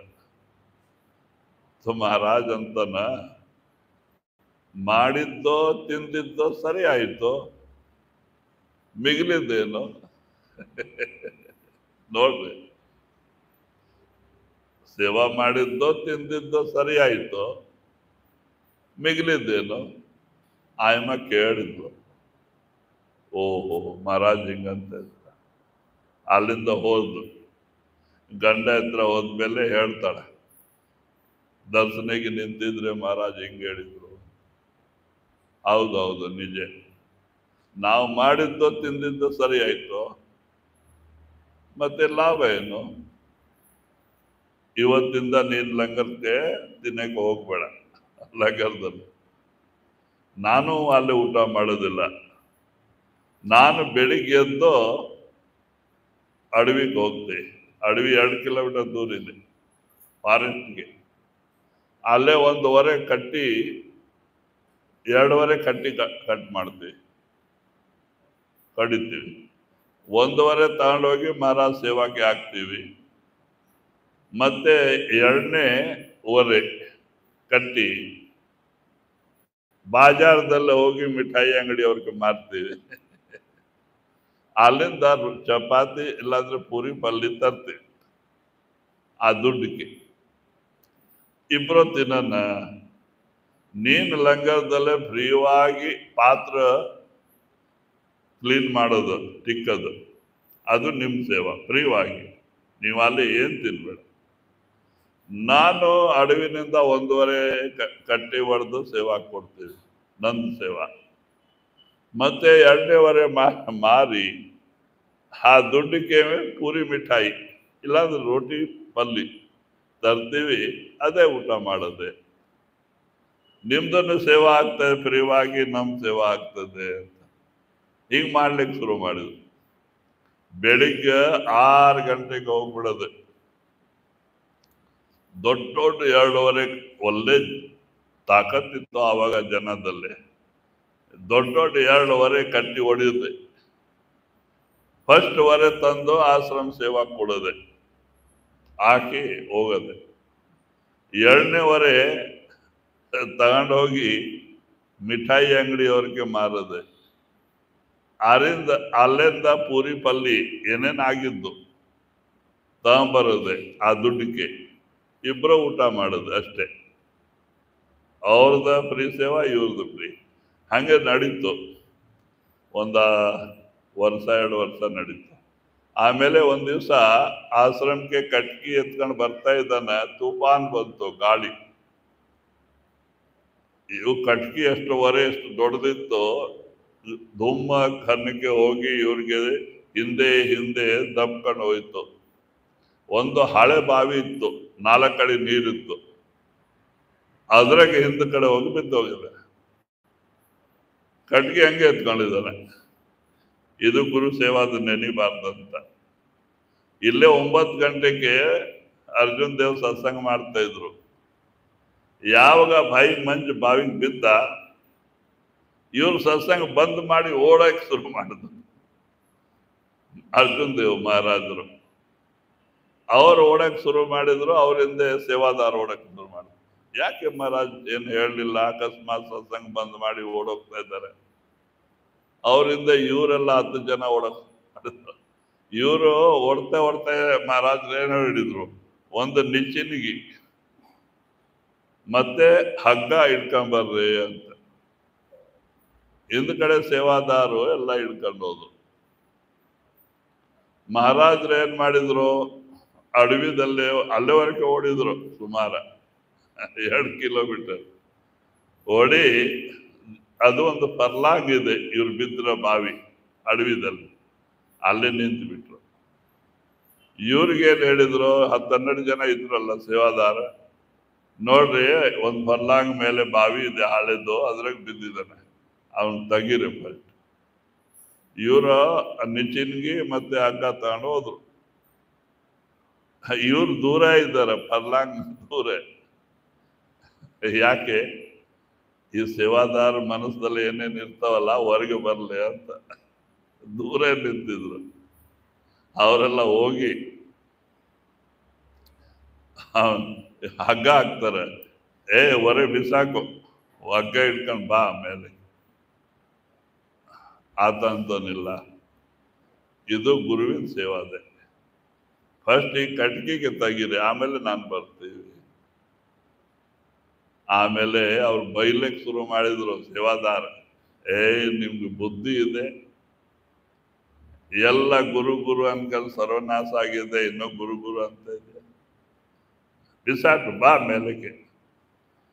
ಈತ ಅಂತನ, ನೋಡು ನೀವು ನನಗೆ ಬೇಕಾದಷ್ಟು ಬೈ, ನಮ್ ಗುರುವಿಗೆ ನನ್ ಬೇಡ್ರೆ ಅಂತ. ಆಮೇಲೆ ಇವನ್ ಕೇಳೋದಿಲ್ಲ ಅಂತ ಹೇಳಿ ನಿಚ್ಚಿನ್ಗಿ ಹಾಕಿ ಫಸ್ಟ್ ಹಗ್ಗಕ್ಕೆ ಹೊರೆ ಕಟ್ಟಿದ್ರು. ಆಮೇಲೆ ಎಲ್ಲ ಮೇಲೆ ಹಿಡ್ಕೊಂಡ್ರು. ಆಮೇಲೆ ಈತ ಬಂದ. ಯಾವಾಗ ಈತ ಬಂದ ಮೇಲೆ, ಅರ್ಜುನ್ ದೇವ್ ಓಡ್ ಬಂದ್ರು. ಅಲ್ಲೇ ಒಂದು ಪರ್ಲಾಂಗ್ ಓಡ್ ಬಂದು ಇವ್ರಿಗೆ ಎದೆಗೆ ಇಟ್ಕೊಬಿಟ್ರು, ಎದೆಗೆ ಹಾಕಬಿಟ್ರು, ಆಶೀರ್ವಾದ ಕೊಡ್ಬಿಟ್ರು. ಬಾಯಿ ಮಂಜಕ ಬೋಯ್ತ ಜಗಲಂಗನ ಹಾರ, ನೀನು ಯಾರಿಗೆ ನಾವು ಕೊಡ್ತೀಯ, ಇದೇ ಜನ್ಮದಲ್ಲಿ ಸತ್ಲೋಕ್ ಹೋಗ್ತಾವ. ಗುರು ಆಶೀರ್ವಾದ. ಅವ್ರ ಚೇತನ್ಗೆ ಸತ್ಲೋಕ ತಗೊಂಡೋಗಿದ್ರು, ಅವ್ರಿಗೆ ಗುರುಮುಖ ಮಾಡಿಬಿಟ್ರು. ನೋಡಿ, ಎಲ್ಲ ಸರ್ವನಾಶ ಮಾಡ್ಕೊಂಡ್ರೇನೆ ಗುರು ಮೇಲೆ ಅಭಾವ ಬರಲಿಲ್ಲ, ಎಲ್ಲ ಹೋದು. ಅದು ಭಕ್ತಿ. ಮತ್ತೆ ಆಶೀರ್ವಾದ ಕೊಟ್ರು, ನೀನು ಯಾರಿಗೆ ನಾಮ ಕೊಡ್ತೀಯ ಅವ್ರು ಸೀದಾ ಸತ್ಲೋಕ ಹೋಗ್ತಾನೆ, ಮಧ್ಯದಲ್ಲೇ ಎಲ್ಲೇ ನಿಲ್ಲೋದಿಲ್ಲ. ಮತ್ತೆ ಬಹಳ ಸಂತೋಷ ಆಗಿದೆ. ಇಷ್ಟು ಪರೀಕ್ಷೆ ಯಾರು ಪಾಸ್ ಆಗ್ತಾರೆ? ಮನಸ್ಸಿದೆ ಅಲ್ಲ ಒಳಗೆ. ಅವ್ರಿಗೆ ಕೇಳ್ತಾರ, ನೀವು ನನ್ ಕೇಳಲೇಬೇಕು, ನಾವು ಬಹಳ ಪ್ರಸನ್ನ ಆಗಿದ್ದೀವಿ ನಿನ್ ಸೇವಾಕ್ಕೆ, ಕೇಳು, ಏನೇನೋ ವರ ಕೇಳಲೇಬೇಕು ಅಂತ. ಆತ ಅಂತನು, ಸ್ವಾಮಿ ನಿಮ್ಮಂತ ಸತ್ಪುರುಷ ನಮ್ಗೆ ಸಿಕ್ಕಿ ಇನ್ನು ಏನು ವರ ಕೇಳೋದಿದೆ? ಇಲ್ಲ, ಕೇಳಲೇಬೇಕು. ಬೇಕಂದ್ರೆ ಕಾಲಕ್ಕೆ ತೆಗೆದಾಕಿ ಈ 3 ಲೋಕದ ರಾಜ ನಿನ್ಗೆ ಕೊಡ್ತೀವಿ ಅಂತಾನೆ. ಆತ ಅಂತನು, ಸ್ವಾಮಿ ನಿಮ್ಮಂತ ಸತ್ಪುರುಷ ಸಿಕ್ಕಿ ಈ 3 ಲೋಕದ ರಾಜ ತಗೊಂಡು ನಾನೇನು ಮಾಡೋದೆ? ನಮ್ಗೆ ನೀನೇ ಬೇಕು. ಆವಾಗ ಇಲ್ಲ, ನೀನು ಕೇಳಲೇಬೇಕು ಅಂತಾನು. ಅಷ್ಟು ಸಂತೋಷ ಆಗಿದೆ ಗುರುಕ್ಕೆ. ಆವಾಗ ಅಂತನಾಗ್ಲಿ ಅಪ್ಪ, ನೀನು ಪದೇ ಪದೇ ಹೇಳ್ತಿರಲ್ಲ, ನಾನು ಒಂದು ಕೇಳ್ತೀನಿ. ಮುಂದೆ ಘೋರ ಕಲ್ಯುಗ ಬರ್ತದೆ. ಸಂತರು ಯಾರ ಶಿಷ್ಯರದ ಇಂಥ ಪರಿಚಯ ಮಾಡಬಾರದು, ಇದೇ ನನಗೆ ಕೊಡು ಅಂತ. ನೋಡ್ರಿ, ಬಾಧೆ ಬಿದ್ದಿದ್ದ ಆತ ನಮ್ಮೆಲ್ಲರ ಒಳ್ಳೆಗೋಸ್ಕರ ಕೇಳ್ದ. ಮುಂದೆ ಘೋರ ಕಲಿಯುಗ ಬರ್ತದೆ, ಸಂತರು ಈ ತರ ಪರಿಚಯ ಮಾಡಬಾರ್ದು, ಇದೇ ನನ್ಗೆ ಕೊಡು ಅಂತ. ಆದ ತಥಾಸ್ತು ಅಂದ್ಬಿಟ್ಟ. ಅವಾಗಿಂದ ಈ ಪರೀಕ್ಷೆ ಮಾಡೋದೆಲ್ಲ ಬಂದಾಯಿತು. ಯಾಕೆ? ಒಂದ್ ಸಂತ ಏನು ಕಾನೂನು ಪಾಸ್ ಮಾಡಿರ್ತಾರೆ, ಎಲ್ಲ ಸಂತರು ಪಾಲನೆ ಮಾಡ್ತಾರೆ. ಆವಾಗಿಂದ ಈ ಪರೀಕ್ಷೆ ಎಲ್ಲ ಬಂದಾಯ್ತು. ಇಲ್ಲಾಂದ್ರೆ ಇಷ್ಟು ಸರಳವಾಗಿ ನಾಮ ಸಿಗ್ತಿರ್ಲಿಲ್ಲ. ಗುರು ಪರೀಕ್ಷೆ ಮಾಡ್ತಾ ಇದ್ರು, ಇನ್ನಾಗಿನ್ನ ಬಹಳ ಕಡಿಮೆ ಜನ ನಾಮ ಸಿಗ್ತಿದ್ರು. ಈಗ ಕಲ್ಯುಗ ಸ್ವಾಮೀಜಿ ಮಹಾರಾಜರಿಂದ ಭಂಡಾರ ಓಪನ್ ಮಾಡಿಬಿಟ್ಟಿದ್ರೆ. ಈ ರಾಧಾ ಸ್ವಾಮೀಜಿನಿಂದ ಹೋಗ್ಲೆ, ಅವನೆಂತನಾಗ್ಲಿ ಹಾಕ್ರೆ ಒಳಗೆ ಬೀಜ, ಇವತ್ತಿಲ್ಲ ನಾಳೆ ಹುಡ್ತಾವ, ಆಗ್ತಾ ಹೋಗ್ರಿ ಅಂತ. ಅದಕ್ಕೆ ಸಂತರು ಎಲ್ಲ ಸುಮ್ಮನೆ ನಾಮದಾನ ಕುಟ್ಕೊಂಡು ಹೋಗ್ತಾ ಇದ್ದಾರೆ. ನೀವೆಲ್ಲೇನೋ ಹೋಗ್ರೆ ಬಿಡೋದಿಲ್ಲ ಅವರು. ಆ ನಾಮದ ಬೀಜ ನಾಶವಾಗುವುದಿಲ್ಲ, ಆ ನಾಮದ ಬೀಜ ಹುಟ್ಟೆ ಹುಡ್ತದೆ. ಅದಕ್ಕೆ ಸುಮ್ಮನೆ ಹಾಕೊಂಡು ಹೋಗ್ತಾ ಇದ್ದಾರೆ. ಸಂತದ ಮೌಜ. ಅದಕ್ಕೆ ಈಗ ಜಾಸ್ತಿ ಪರೀಕ್ಷೆ ಮಾಡಕ್ಕೆ ಯಾರು ಹೋಗೋದಿಲ್ಲ. ಅವಾಗಂದು ಬಂದಾಯ್ತು. ನೋಡು, ಆತ ಬಾಧೆ ಬಿದ್ದಿದ್ದ, ಆತ ಬೆಳಿದ್ದ ಎಲ್ಲರೂ ಒಳ್ಳೆಗೋಸ್ಕರ. ಅದಕ್ಕೆ ಅಂತ ಭಕ್ತಿ. ಮನಸ್ಸು ಏನ ಕಷ್ಟ ಬರ್ತದೆ, ದುಃಖ ಬರ್ತದೆ, ಇವೆಲ್ಲ ನಮ್ಮ ಪ್ರಾರಬ್ಧ ಕರ್ಮಾನುಸಾರ ಬರ್ತದೆ. ಈಗ ಪರಿಚಯನ ಮಾಡ್ತಿರ್ಲಿಲ್ಲ, ಗುರು ಮಾಡೋದಿಲ್ಲ, ಬರ್ತಾವ ಕರ್ಮಾನುಸಾರ. ಗುರುವಿನ ಹತ್ರ ಹೋದ್ರೆ ಬರ್ತಾವ, ಹೋಗ್ಲಿಲ್ಲ ಅಂದ್ರೆ ಬರ್ತದೆ. ಹೋದ್ರೇನೆ ಬರ್ತಾವ, ಪ್ರಾರಬ್ಧ ಕರ್ಮ. ಅದಕ್ಕೆ ಅಭಾವ ತಂದು ಗುರುವಿಂದ ದೂರ ಆಗದೆ. ಎಂಥ ಇದು! ಅದಕ್ಕೆ ಕಷ್ಟ ಬರ್ಲೆ ನಷ್ಟ ಬರ್ಲೆ, ಭಕ್ತಿ ಒಂದೇ ಸಮಾನ ಭಕ್ತಿ ಮಾರ್ಗದಲ್ಲಿ ನಡೆಯೋರೆ ಅದು ನಿಜವಾದ ಭಕ್ತಿ. ಜಿ ಭಕ್ತಿ ದ್ವಾರ ಸಾಕರಾ राई दसवे भाग, भक्ति द्वारा साकरा राई दसवे भाग, मन ऐरावत मोरा कैसे होए समाव, कैसे होए समाव. ಮತ್ತು ಕಬೀರ್ ಸಾಹೇಬ್ ಜಿ ಅವರು ತಿಳಿಸ್ತಾ ಇದ್ದಾರೆ, ಭಕ್ತಿ ದ್ವಾರ ಸಾಕರ ರಾಯಿ 10ವೇं ಭಾಗ. ಭಕ್ತಿ ದರ್ವಾಜ, ನಾವು ಅಂತರದಲ್ಲಿ ಹೋಗೋದು ಮಾರ್ಗ ಅದು ಎಷ್ಟು ಚಿನ್ನಗಿದೆ, ಚಿಕ್ಕದಿದೆ. ರಾಯಿ ಸರ್ಸೋ ಇರ್ತಾವಲ್ಲ, ಸರ್ಸೋ ಎಷ್ಟು ಸಣ್ಣ ಇರ್ತಾವ, ಸರ್ಸೋ. ಆ ಸರ್ಸೋಗೆ 10ನೇ ಭಾಗಕ್ಕಿಂತ ಮುಕ್ತಿ ದರ್ವಾಜ. ಮತ್ತೆ ಮನಸ್ಸು ಹಾನಿ ಆಗಿದೆ, ಅಹಂಕಾರದಿಂದ ಹಾನಿ ಆಗಿದೆ. ಇದು ಹೆಂಗ ಒಳಗೆ ಹೋಗ್ಲಿಕ್ಕೆ ಆಗ್ತವೆ? ಹಾನಿ ಹೋಗ್ತದೆ ಇಷ್ಟು ಚಿಕ್ಕ ರಂಧ್ರದಲ್ಲೇ. ಅದಕ್ಕೆ मन महीन कर लीजिए तब पीवलागे हाथ. ಪಲ್ಟು ಸಾಹೇಬ್ರು ಹೇಳಿದ್ರೆ, ಮನಸ್ಸಿಗೆ ಬಾರೀಕ್ ಮಾಡ್ಕೊಂಡ್ಬಿಟ್ರೆ ಬಿಡ್ರಿ, ಚಂದನ ಚಂದನ ಇದ್ದಂಗೆ, ಆವಾಗ ಆ ಮುಕ್ತಿ ದ್ವಾರದಲ್ಲಿ ಹೋಗ್ಲಿಕ್ಕೆ ಸಾಧ್ಯವಾಗ್ತದೆ. ಇದು ಹಾನಿ ಆಗಿದ್ರೆ ಹೇಗೆ ಹೋಗ್ತಾವ ಒಳಗೆ? ಅದಕ್ಕೆ ಮುಕ್ತಿ ದ್ವಾರ साकर राय 10वें भाग. हाँ, और मन ऐरावत हुआ, मन जो हानि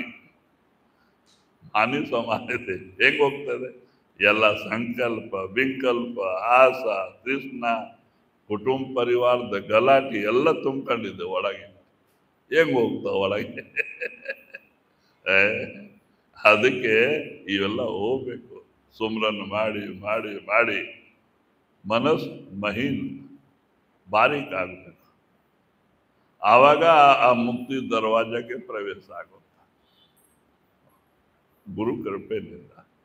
ಅದಕ್ಕೆ ನಮ್ಮ ಕಾರ್ಯ ಏನಿದೆ, ಗುರುಗೆ ಅಂತರದಲ್ಲೇ ಪ್ರಕಟ ಮಾಡ್ಕೊಂಬದು. ಭಕ್ತಿದ ಮೇನ್ ಸಿದ್ಧಾಂತ ಗುರು ಭಕ್ತಿ. ಈಗ ನಾವು ಪರಮಾತ್ಮಕ್ಕೆ ನೋಡಲಿಲ್ಲ, ಪರಮಾತ್ಮ ಎಂತೋನು ಅವ್ರಿಗೆ ನಾವು ಹೋಗಕ್ಕೆ ಪರಮಾತ್ಮ ಸೇರಕ್ಕೆ ಆಗೋದಿಲ್ಲ. ಯಾಕೆ? ಅಲಕ್ ಅಗಮ್ ಅನಾಮಿ. ಈ ಕಣ್ಣಿಂದ ಅವ್ರನ್ನ ಕಾಣಿಸೋರೇ ಇಲ್ಲ, ಈ ಬುದ್ಧಿ ವಿಚಾರದಿಂದ ಅವ್ರಿಗೆ ತಿಳ್ಕೊಂಬಕ್ಕೆ ಆಗೋದಿಲ್ಲ.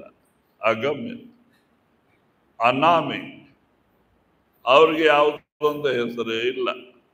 ಅಂತ ಪರಮಾತ್ಮದಲ್ಲಿ ಹೆಂಗ್ ಸೇರ್ತಾರೆ? ಯಾರಿಗೆ ರೂಪೇ ಇಲ್ಲ, ಹೆಸರೇ ಇಲ್ಲ. ಮತ್ತೆ ಅನಾಮಿ, ಅಲಕ್. ಮತ್ತೆ ಗುರು ಬೇಕು. ಯಾಕೆ? ಗುರು ಅವ್ರ ಗುರುವಿನ ಕೃಪೆನಿಂದ ಪರಮಾತ್ಮದಲ್ಲಿ ಸೇರಿರ್ತಾರೆ. ಈಗ ನಾವು ಇವ್ರ ಕೃಪೆನಿಂದ ಪರಮಾತ್ಮದಲ್ಲಿ ಸೇರ್ಬೇಕು, ಗುರು ಕೃಪೆಯಿಂದ ಸೇರ್ಬೇಕಾಗ್ತ. ಅದಕ್ಕೆ ಗುರು ಅವಸರ. ಗುರುವಿ ಕೃಪೆನಿಂದ ಇದು ಸಾಧ್ಯವಾಗ್ತಾವ. ನಾವು ಲಕ್ಷ ಪ್ರಯತ್ನ ಮಾಡಿದ್ರೆ ಇದು ಸಾಧ್ಯವಾಗೋದಿಲ್ಲ. ಅದಕ್ಕೆ ಗುರುವಿಗೆ ಪ್ರಸನ್ನ ಮಾಡೋದು ಫಸ್ಟ್. ಸತ್ಸಂಗ ಮಾಡಿ, ಭಜನ ಅಭ್ಯಾಸ ಮಾಡಿ, ಸೇವೆ ಮಾಡಿ. ಸಂತ ಮಹಾತ್ಮರು ಈ ಕಲಿಯುಗದಲ್ಲೇ ಮುಕ್ತಿಗೋಸ್ಕರ 3 ಸಿದ್ಧಾಂತ ಇಟ್ಟಿದ್ದಾರೆ. ಹಿಂದಿನೆಲ್ಲ ಬೇಕಾದಷ್ಟಿತ್ತು. ಜಪ, ತಪ, ಪ್ರಾಣಾಯಾಮ, ಅಷ್ಟಾಂಗ ಯೋಗ, ಪೂಜಾ ಪಾಠ, ತೀರಥ ವ್ರತ, ಉಪವಾಸ ಎಲ್ಲ ಬೇಕಾದಷ್ಟಿತ್ತು. ಈ ಕಲಿಯುಗದಲ್ಲೇ 3 ಸಿದ್ಧಾಂತ ಸಂತರಿಸಿದ್ರು. सत्संग, ಭಜನ್, ಸುಮ್ರನ್, ಸೇವಾ. ಈಗ ಸಂತ ಮಹಾತ್ಮರು ಎಲ್ಲೇ ಬರ್ತಾರ ಅಲ್ಲಿ ಸಂಗತ್ ಬರ್ತದೆ. ಆ ಸಂಗತ ಸೇವಾ ಗುರು ಸೇವಾ. ಸೇವಾ ಪ್ರೇಮನಿಂದ ಮಾಡಬೇಕು. ಸೇವಾ ಯಾವುದೊಂದು ಬೇರೆ ಭಾವನೆ ಇಟ್ಕೊಂಡು ಮನಸ್ಸಲ್ಲಿ ಮಾಡಬಾರ್ದು. ಯಾರ ಮೇಲೆ ರಾಗದ್ವೇಷ ಇಟ್ಕೊಂಡು ಸೇವಾ ಮಾಡಬಾರ್ದು. ಯಾರ್ದ ನಿಂದ ಚುಮಲಿ ಮಾಡ್ಕೊಂಡು ಸೇವೆ ಮಾಡಬಾರ್ದು. ಸೇವೆ ಗುರುವಿಂದ ಕೊಟ್ಟಿರೋದು ನಾಮ ಸುಮ್ರನ್ ಮಾಡ್ಕೊಂಡು ಮಾಡಬೇಕು.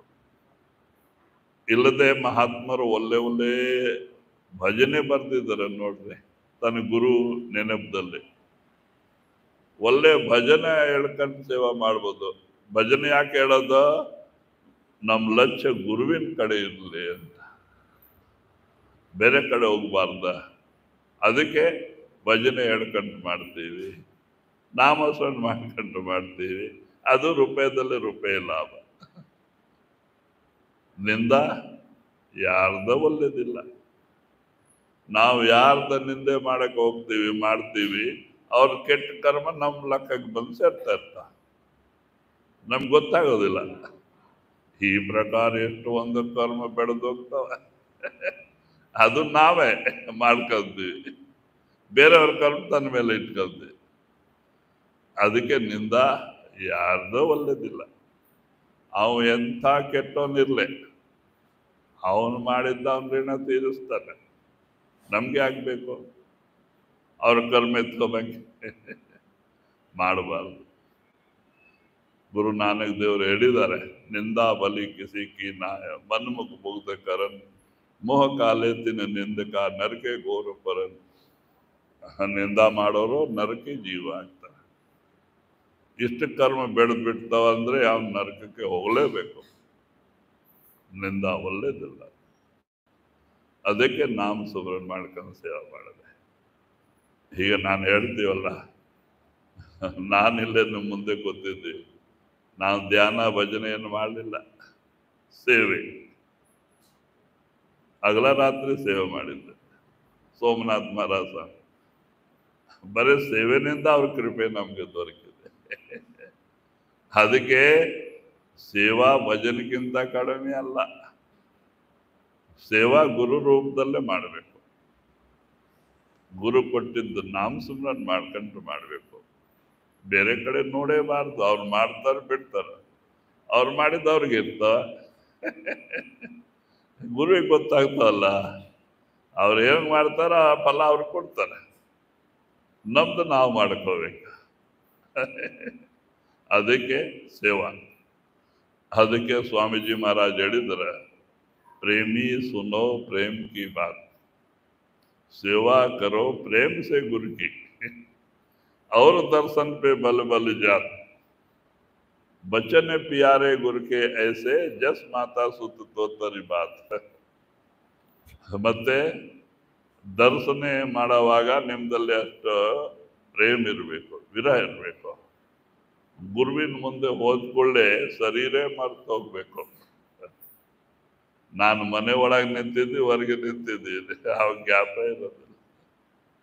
ಆ ಪ್ರೇಮ ಇತ್ತು ಅಂದ್ರೆ, ವಿರಹ ಇತ್ತು ಅಂದ್ರೆ ಅದು ನಿಜವಾದ ಭಕ್ತಿ. ಅದಕ್ಕೆ ಯಾಕಂದ್ರೆ ಭಕ್ತಿ ಭಾವನೆ ಮೇಲೆ ಇರ್ತದೆ. ಭಾವನೆ ಒಳ್ಳೇದಿರ್ಬೇಕು. ನಮ್ಮ ಮನಸ್ಸು ನಾವು ಒಳ್ಳೇದು ಇಟ್ಕೊಂಡ್ರೆ ನಮ್ಗೆ ಒಳ್ಳೇದಾಗ್ತದೆ. ನಾವು ಮನಸ್ಸು ಕೆಟ್ಟದ್ದು ಇಟ್ಕೊಂಡ್ರೆ ನಮ್ಗೆ ಒಳ್ಳೇದು ಅಂತ ಆಗೋದಿಲ್ಲ. ಅದಕ್ಕೆ ಮನಸ್ಸು ಕೆಡಿಸ್ಕೊಬೇಕು ಹೋಗ್ಬಾರ್ದು, ಮನಸ್ಸು ಒಳ್ಳೇದು ಇಟ್ಕೋಬೇಕು. ಯಾರೆಂತಾನೆ ಇಲ್ಲಿ ನೀವು ಬರ್ತನ್ ಸಾಫ್ ಇಟ್ಕೊಂಡ್ರೆ, ಒಳ್ಳೇದು ಇಟ್ಕೊಂಡ್ರೆ ಅದು ಲಾಭ ಸಿಗ್ತದೆ. ದೋಷ ಬರಬಾರ್ದು ಮನಸ್ಸಲ್ಲಿ, ಯಾರ ಮೇಲೆ ಅಭಾವ ಬರಬಾರ್ದು. ಅದಕ್ಕೆ ಭಕ್ತಿ. ಅದಕ್ಕೆ ತಿಳಿಸ್ತಾ ಇದ್ದಾರೆ ಹಾಗೆ, कबीर गुरु की भक्ति बिना मृग जीवन संसार, कबीर गुरु की भक्ति बिना मृग जीवन संसार, दुआ का साधो जात न लागे बार, जात न लागे बार। ಮತ್ತು ಕಬೀರ್ ಸಾಹೇಬರು ತಿಳಿಸ್ತಾ ಇದ್ದಾರೆ, ಭಕ್ತಿ, ಗುರುವಿನ ಭಕ್ತಿ ಇದು ಶ್ರೇಷ್ಠ ಇದೆ. ಈಗ ನಮ್ಗೆ ಶಂಕ ಬರ್ಬೋದೆ, ಯಾಕೆ ಸಂತ ಮಧ್ಯದಲ್ಲಿ ಗುರುವಿನ ಭಕ್ತಿ ಹೇಳ್ತಾರೋ?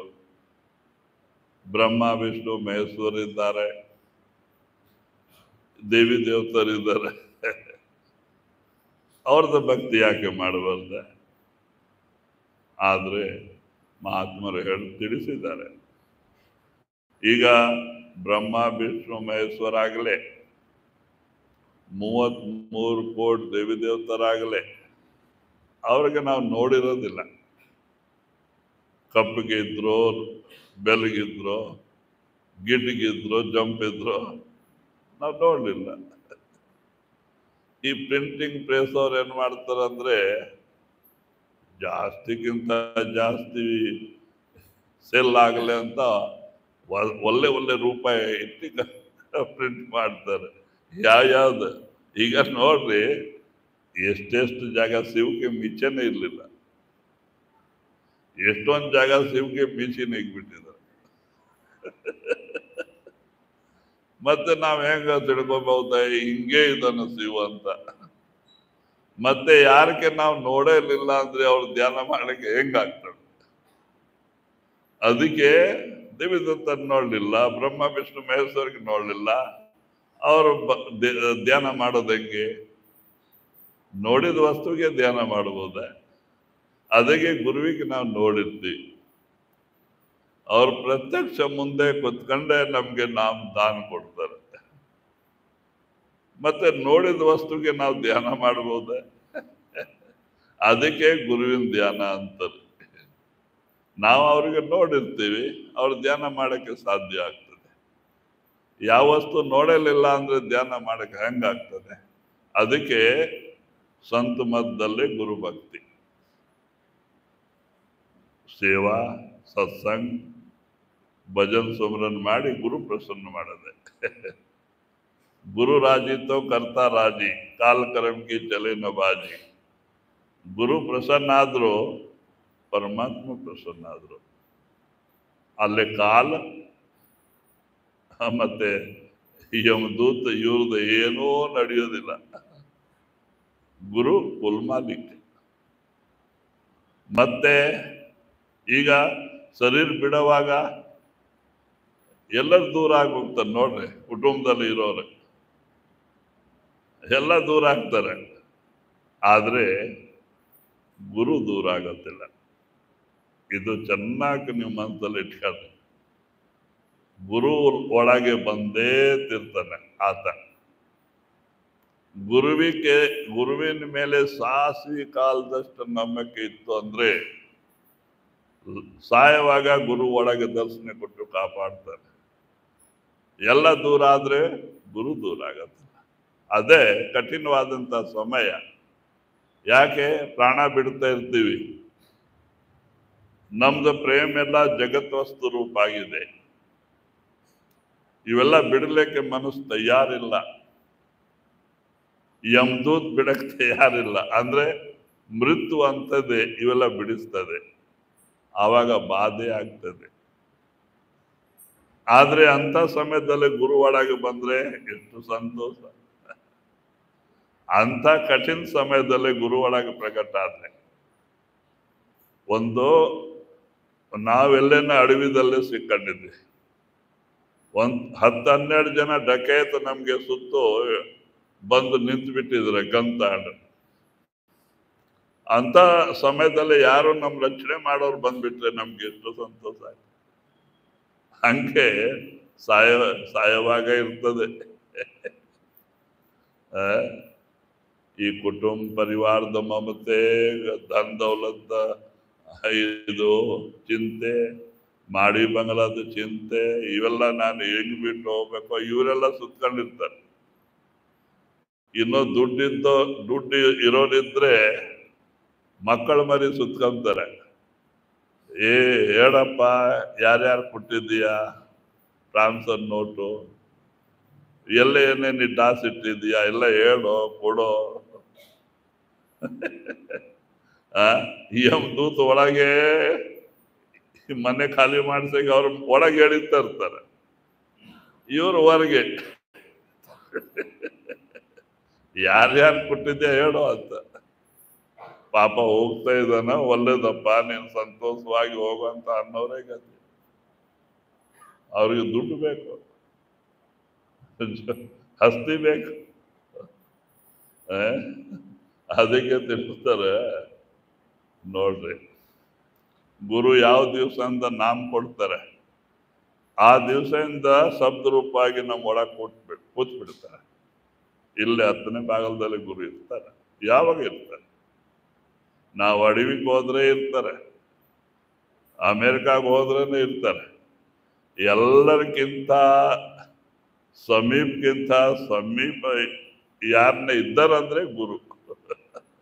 ನಾವೆಲ್ಲ ಹೋದ್ರೆ ನಮ್ ಜೊತೆ ಬರ್ತಾನ, ಒಳಗಿರ್ತಾನಲ್ಲ 10ನೇ ಭಾಗದಲ್ಲಿ. ಈ ಕುಟುಂಬ ಪರಿವಾರಕ್ಕೆ ಮನೆದಲ್ಲೇ ಬಿಟ್ಟು ಬರ್ತೀವಿ, ಅಮೇರಿಕಾ ಹೋದ್ರೆ ಊರ್ದಲ್ಲೇ ಬಿಟ್ಟು ಹೋಗ್ತೀವಿ. ಗುರು ನಿಮ್ ಹಿಂದೆ ಇರ್ತಾರೆ. ಈಗ ನಮ್ ಗುರುವಿನ ಮೇಲೆ ನಿಜವಾದ ಪ್ರೇಮ ಇತ್ತು ಅಂದ್ರೆ ಆ ಶಬ್ದಕ್ಕೆ ಕನೆಕ್ಷನ್ ಗುರು ಕೊಟ್ಟಿದ್ರಲ್ಲ, ಆ ಶಬ್ದವೇ ನಮ್ ರಕ್ಷಾ ಮಾಡೋದು ಗುರು ರೂಪದಲ್ಲಿ. ಆ ಶಬ್ದ ಎಲ್ಲೇ ಹೋದ್ರೆ ಜೊತೆ ಬರ್ತಾನೆ. ಅಕಸ್ಮಾತ್ ಆಕ್ಸಿಡೆಂಟ್ ಆಗೋ ಸಮಯ ಬಂತು, ನಾವು ನಾಮಸ್ಮರಣೆ ಮಾಡ್ಕೊಂಡು ಹೋಗ್ತಾ ಇದ್ವಿ, ತತ್ಕಾಲ ಗುರು ಪ್ರಕಟ ಆಗಿರುತ್ತೆ. ಆ ಶಬ್ದ ಗುರು. ಈ ಗುರು ಎಲ್ಲೇನೇ ಇಲ್ಲ, ಆ ಶಬ್ದವೇ ನಮ್ ರಕ್ಷಣೆ ಮಾಡೋದೆ. ಆ ಕನೆಕ್ಷನ್ ಇಲ್ಲ ಅಂದ್ರೆ ರಕ್ಷಣೆ ಮಾಡಕ್ಕೆ ಆಗೋದಿಲ್ಲ. ಅದಕ್ಕೆ ಪೂರಾ ಗುರು ಅಂತ. ಅದಕ್ಕೆ ಭಯ ಬಿಡಬಾರ್ದು. ಸಾಸ್ವಿ ಕಾಲದಷ್ಟು ಗುರುವಿನ ಮೇಲೆ ನಂಬಿಕೆ ಇತ್ತು ಅಂದ್ರೆ ಗುರು ಬಂದೇ ತಿರ್ತಾನೆ. ಆತ ಯಾವ ರೂಪದಲ್ಲೇನ ದೂರ ಆಗೋದಿಲ್ಲ. ಜಗತ್ತದವ್ರು ದೂರ ಆಗ್ಬಹುದು, ಬಿಡಬಹುದು ನಮ್ಗೆ, ಆದ್ರೆ ಗುರು ಬಿಡೋದಿಲ್ಲ. ಅದಕ್ಕೆ ಅದೇ ಕಬೀರ್ ಸಾಹೇಬರು ತಿಳಿಸ್ತಾ ಇದ್ದಾರೆ, ನೋಡ್ರಿ, ವಿಚಾರ ಮಾಡ್ರಿ, ಯಾರು ನಾಮ ಕೊಡೋ ದಿವಸ ನಮ್ಮ ಆತ್ಮದ ಕೈ ಇಡುತ್ತಾರೆ, ಸತ್ಲೋ ಸಚ್ಕಂಡ್ ಕರ್ಕೊಂಡು ಹೋಗಿ ಪರಮಾತ್ಮ ದರ್ಶನ ಮಾಡಿಸೋವರೆಗೆ ನಮ್ಗೆ ಬಿಡೋದಿಲ್ಲ. ಮತ್ತೆ ಶರೀರ ಬಿಡುವಾಗ ನಮ್ಮ ಜೊತೆಗೆ ಬರ್ತಾರೆ ದರ್ಶನ ಕೊಟ್ಟು. ಒಳಗೆ ಮಂಡಲದಲ್ಲೇ ಮೇಲೆ ಇರ್ತಾರಂದ್ರೆ ಅಲ್ಲಿ ಗುರು ಜೊತೆ ಇರ್ತಾರೆ. ವಿಚಾರ ಮಾಡ್ರಿ, ಯಾರು ಇಲ್ಲೇನ ನಮ್ಗೆ ಕಾಪಾಡ್ತಾರೆ, ಜೊತೆ ಇದ್ದಾರೆ. ಶರೀರ ಬಿಟ್ಟ ಮೇಲೆ ಮಂಡಲದಲ್ಲಿ ಇರ್ತಾರೆ, ಅಲ್ಲೇ ಜೊತೆ ಇರ್ತಾರೆ. ಸತ್ಲವ್ ಸಚ್ಕಂಡವರೆಗೆ ನಮ್ ಕೈ ಬಿಡುವುದಿಲ್ಲ, ಅವ್ರು ನಮ್ಮವರು. ಯಾರು ಇಲ್ಲೇ ಜೊತೆ ಬಿಟ್ಬಿಡ್ತಾರ, ಅವ್ರು ನಮ್ಮವ್ರು. ನಾವು ಪ್ರೇಮ ಮಾಡೋದು ಯಾರು ನಮ್ಗೆ 4 ದಿವಸ ಸಂಬಂಧ, ಇಲ್ಲೇ ಸಂಬಂಧ ಬಿಟ್ಬಿಡ್ತೀವಿ ಪ್ರಾಣ ಹೋಗೋವಾಗ. ಶರೀರಕ್ಕೆ ಸಂಬಂಧ, ಕರ್ಮಕ್ಕೆ ಸಂಬಂಧ, ಆತ್ಮಕ್ಕೆ ಸಂಬಂಧ ಇಲ್ಲ. ಆತ್ಮಕ್ಕೆ ಸಂಬಂಧ ಫಸ್ಟ್ ಪರಮಾತ್ಮ, 2ನೇವ್ರು ಗುರು.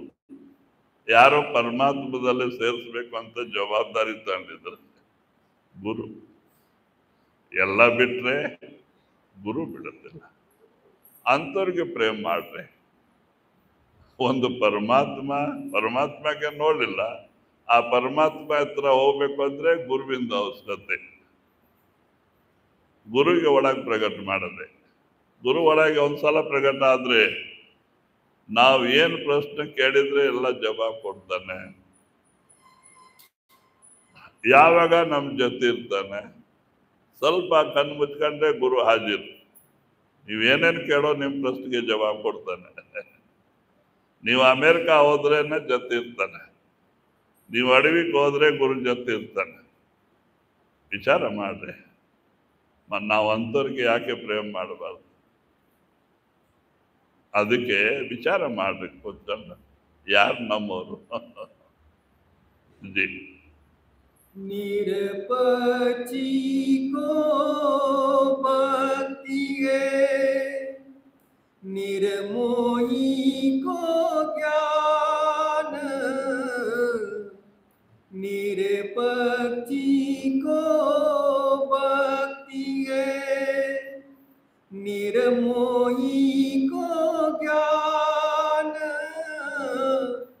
निर्द्वंदी को मुक्ति है,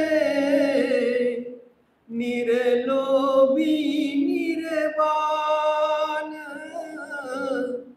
निर्लोभी निर्वाण। ಮತ್ತು ಕಬೀರ್ ಸಾಹೇಬರು ತಿಳಿಸ್ತಾ ಇದ್ದಾರೆ, ನಿಹಪಕ್ಷಿ, ಯಾರ ಪಕ್ಷಪಾತ ಮಾಡಲಾರ್ದವರು, ಎಲ್ಲರಿಗೆ ಒಂದೇ ಸಮಾನ ನೋಡೋರು, ಅವ್ರ ಭಕ್ತಿ ಅವ್ರಿಗೆ ಇದೆ. ಅವ್ರು ದೊಡ್ಡವರು, ಇವ್ರು ಚಿಕ್ಕವರು, ಇವ್ರು ಶತ್ರು, ಇವ್ರ ಮಿತ್ರರು, ಇವ್ರ ಪಾಪಿಯವರು, ಅವ್ರ ಪುಣ್ಯವಾನ, ಈ ಭಾವನೆ ಇರಬಾರ್ದು. ಮಹಾತ್ಮರ ದೃಷ್ಟಿ ಎಲ್ಲರ ಮೇಲೆ ಸಮಾನ ಇರ್ತಾವ.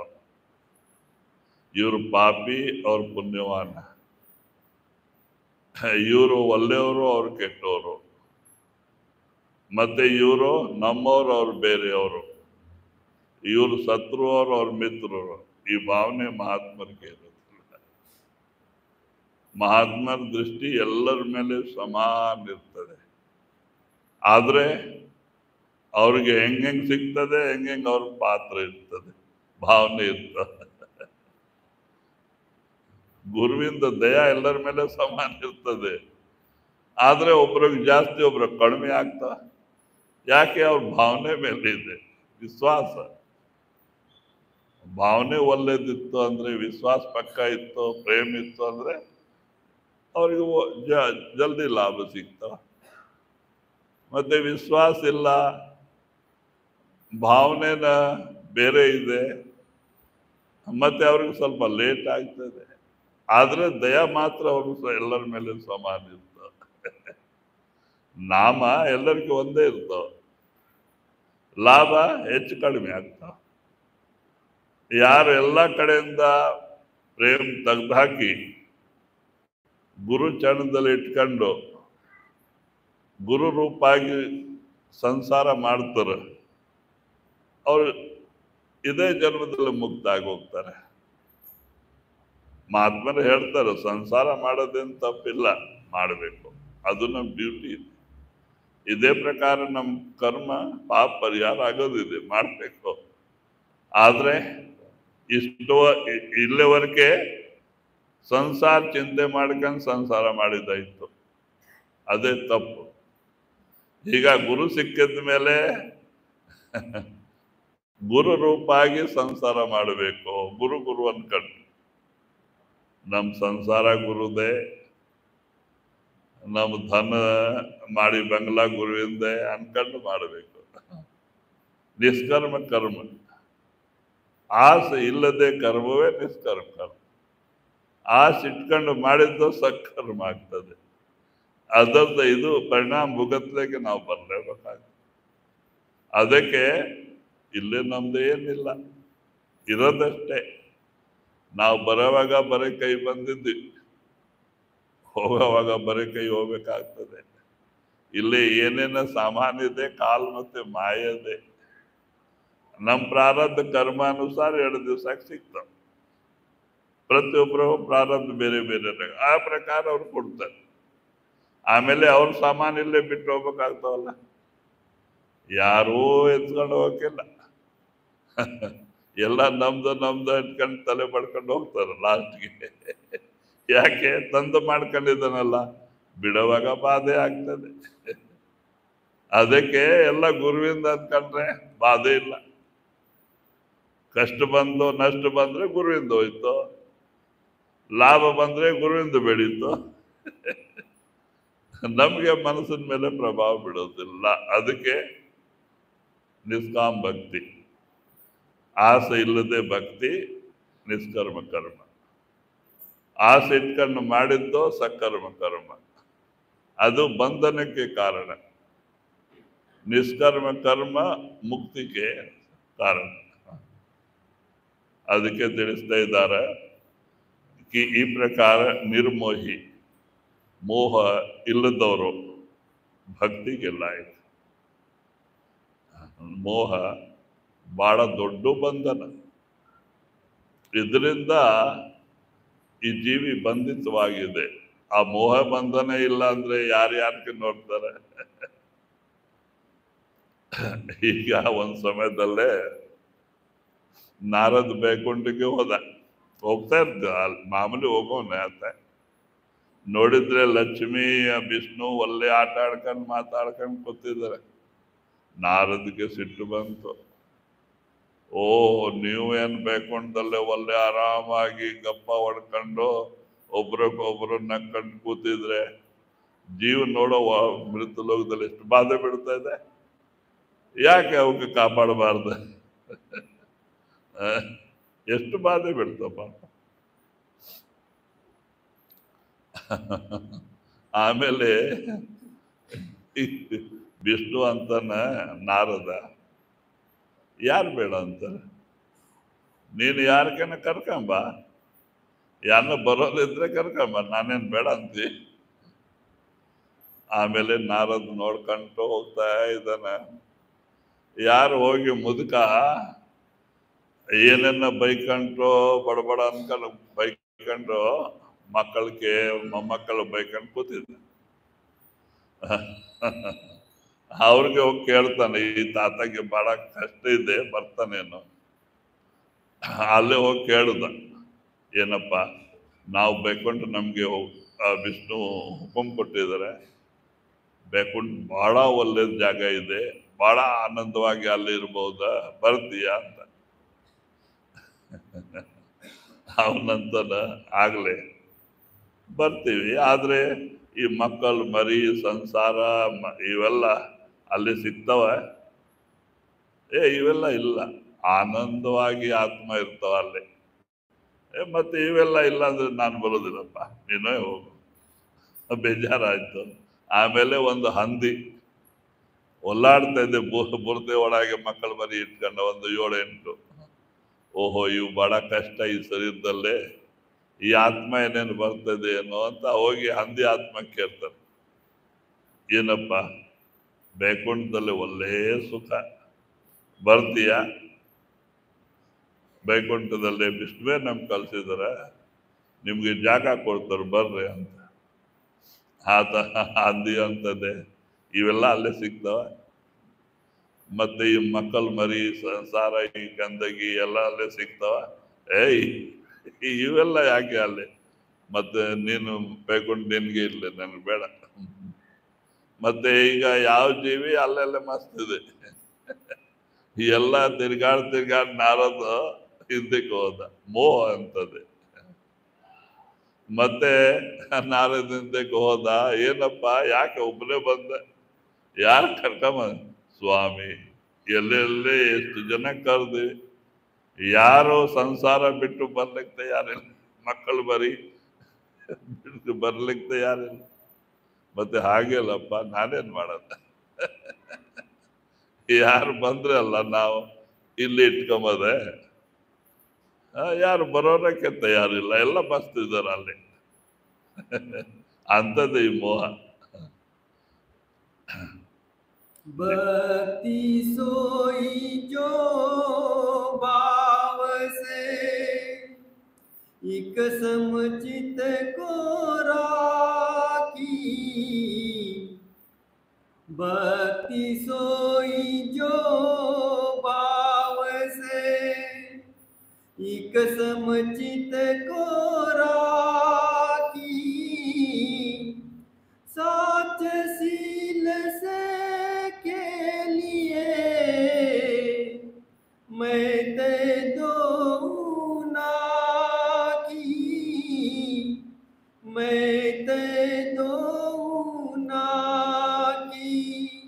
ಮತ್ತು ಕಬೀರ್ ಸಾಹೇಬರು ತಿಳಿಸ್ತಾ ಇದ್ದಾರೆ, ಭಕ್ತಿ ಅದೇ ಭಕ್ತಿ, ನಿಜವಾದ ಭಕ್ತಿ ಯಾವ ಒಳ್ಳೆ ಭಾವನೆಯಿಂದ ನಡೀತಾರೆ. ಅವ್ರದಲ್ಲಿ ಗುರು ಪ್ರತಿ ದೇವ್ರ ಪ್ರತಿ ಯಾರ ಭಕ್ತಿ ಮಾಡ್ತಾರ ಅವ್ರ ಮೇಲೆ ಅಭಾವ ಬರಬಾರ್ದು, ಒಳ್ಳೆ ವಿಶ್ವಾಸ ಮತ್ತೆ ಪ್ರೇಮನಿಂದ ಭಕ್ತಿ ನಡೀತಾ ಇರ್ತಾವ, ಅವೇ ಭಕ್ತಿ ಒಳ್ಳೆಯದು. ಒಂದೊಂದು ಸಮಯ ಒಂದೊಂದು ರೂಪದಲ್ಲೇ ಮನಸ್ಸಲ್ಲೇ ಸಂಕಲ್ಪ ಬರ್ತಾವ ಅಂದ್ರೆ ಅದು ನಿಜವಾದ ಭಕ್ತಿ ಅಲ್ಲ. ಅದಕ್ಕೆ ತಿಳಿಸ್ತಾ ಇದ್ದಾರೆ. ದೂಸರಾ साच सील से के लिए मैं ते दो ना की. भक्ति सोई जो भाव से एक समचित को राखी, साच सील से के लिए मैं ते दो ना की, मैं ते दो ना की। ಮತ್ತು ತಿಳಿಸ್ತಾ ಇದ್ದಾರೆ कि साच सील से खेलिए मैं तो दोनों ना ಸತ್ಯ ಇರಬೇಕು. ಭಕ್ತಿ ಸತ್ಯ ಅಂದ್ರೆ ನಾವು ನಾಮಸ್ಮರಣ ಧ್ಯಾನ ದಿನ 3 ಗಂಟೆ 4 ಗಂಟೆ ಮಾಡ್ತಾ ಹೋದ್ರೆ ನಮ್ಮ ಪಾಪ ಪರಿಹಾರವಾಗ್ತದೆ, ಮನಸ್ಸು ನಿರ್ಮಲ ಆಗ್ತದೆ. ಮನಸ್ಸು ನಿರ್ಮಲ ಆದ್ರೆ ಭಕ್ತಿದ ಗುಣ ನಮ್ದಲ್ಲಿ ಆಟೋಮೆಟಿಕ್ ಬರ್ತಾ. ಸತ್ಯ ಪರಿಪಾಲನೆ ಮಾಡಕ್ ಶುರು ಮಾಡ್ತೀವಿ, ಸತ್ಯ ಮೇಲೆ ನಡಿತೀವಿ, ಸುಳ್ಳು ದೂರ ಆಗ್ತಾವ. ಯಾಕೆ? ಭಕ್ತಿದಲ್ಲೇ ಎಲ್ಲಕ್ಕಿಂತ ಆಟಂಕ ಅಂದ್ರೆ ಸುಳ್ಳು. ಎಲ್ಲಿ ಸುಳ್ಳು ಇದೆ ಅಂದ್ರೆ ಸುಳ್ಳಿಗಿಂತ ದೊಡ್ಡ ಪಾಪವೇ ಇಲ್ಲ, ಸತ್ಯಕ್ಕಿಂತ ದೊಡ್ಡ ತಪಸ್ಸೆ ಇಲ್ಲ. ಭಕ್ತಿ ಸತ್ಯನಿಂದ ಆಗ್ತದೆ. साच बराबर तप नहीं, झूठ बराबर पाप, जाके हृदय साच है ता हृदय प्रभु आप. ಕಬೀರ್ ಸಾಹೇಬ್ ಹೇಳ್ತಾರೆ, ಸತ್ಯ ಸಮಾನ ತಪಸ್ಸೆ ಇಲ್ಲ, ಸುಳ್ಳಕ್ಕೆ ಸಮಾನ ಪಾಪವೇ ಇಲ್ಲ. ಅಲ್ಲೇ ಸುಳ್ಳು ಇರಬಾರ್ದು, ಸತ್ಯ ಬರಬೇಕು. ಸತ್ಯ ನುಡಿಯದ, ಸತ್ಯ ಆಚರಣೆ ಮಾಡದ, ಸತ್ಯವೇ ವ್ಯವಹಾರ ಮಾಡದ, ಈ 3 ಪವಿತ್ರ ಆಗಬೇಕು. ಯಾಕೆಂದ್ರೆ ಸತ್ಯ, ನಾವು ಸತ್ಯದಲ್ಲೇ ಸೇರೋದಿದೆ. ಈಗ ಅಲ್ಲೇ ಸೇರಿದವ್ರಿಗೆ ಸದ್ಗುರು ಅಂತಾರೆ, ಅಲ್ಲಿರೋ ಪರಮಾತ್ಮಕ್ಕೆ ಸತ್ಯನಾಮ ಅಂತಾರೆ. ಆ ಶಬ್ದಕ್ಕೆ ಆತ್ಮ ಕನೆಕ್ಷನ್ ಕೊಟ್ಟಿದ್ದಕ್ಕೆ ನಮ್ಗೆ ಸತ್ಯ ಸಂಗಿ ಅಂತಾರೆ. ಈಗ ನಮ್ ಸತ್ಯ ರೂಪ ಆಗಬೇಕು ಅಲ್ಲ. ಕಿಂಚಿತ್ ಮಾತ್ರ ಒಳಗೆ ಸುಳ್ಳಿತ್ತು. ನಾವು ಹಗಲ ರಾತ್ರಿ ಧ್ಯಾನದಲ್ಲಿ ಕೂತಿದ್ರೆ ನಮ್ಮ ಚೇತನ ಮೇಲೆ ಹೋಗೋದಿಲ್ಲ. ಸುಳ್ಳಕ್ಕೆ ಅಷ್ಟೇ ದೂರ, ಸತ್ಯಕ್ಕೆ ಅಷ್ಟೇ ಸಮೀಪ. ಅದಕ್ಕೆ ಆ ಪರಮಾತ್ಮದ ಹೆಸರೇ ಸತ್ಪುರುಷ. ಸತ್ಯದಲ್ಲಿ ಸೇರಿದವ್ರೆ ಸದ್ಗುರು, ಅವ್ರು ಕೊಡೋದು ಸತ್ಯನಾಮ. ಈಗ ನಾವು ಸತ್ಯರೂಪ ಆಗ್ಬೇಕು. ಹೆಂಗ್ ಬರ್ತದೆ ಸತ್ಯರೂಪ? ನಾವೇ ಸತ್ಯ ಪರಿಪಾಲನೆ ಮಾಡಕ್ ಹೋದ್ರೆ ಆಗೋದಿಲ್ಲ.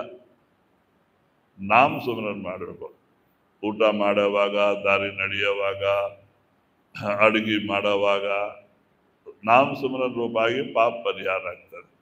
ಮನಸ್ಸು ನಿರ್ಮಲ ಆದ್ರೆ ಆಟೋಮೆಟಿಕ್ ಪರಿವರ್ತನೆ ಬರ್ತದೆ. ಸತ್ಯ ಮೇಲೆ ನಡಿಲಿಕ್ಕೆ ತಾಕತ್ ಬರ್ತದೆ, ಭಕ್ತಿ ಬೆಳೀತದೆ. ಸುಮ್ರನ್ನಿಂದ ಸುಮ್ರನ್ನೇ ಎಲ್ಲ ರೂಪ ಮಾಡ್ತದೆ. ಅದಕ್ಕೆ ನಾವು ಬರೀ ಸುಮ್ರನ್ ಕಡೆ ದೃಷ್ಟಿ ಕೊಡ್ಬೇಕು. ಸುಮ್ರನ್ ಕಡಿಮೆ ಇತ್ತು ಅಂದ್ರೆ ಜಬರ್ದಸ್ತಿ ನಾವು ಮಾಡ್ಲಿಕ್ಕೆ ಆಗೋದಿಲ್ಲ. ಅದಕ್ಕೆ ಸುಮ್ರನ್, ಆ ಸುಮ್ರನ್ನೇ ಆ ಲಾಯಕ್ ಮಾಡ್ತದೆ. ಬೇಗರ್ ಸತ್ಯಕ್ಕೆ ಭಕ್ತಿ ಆಗೋದಿಲ್ಲ.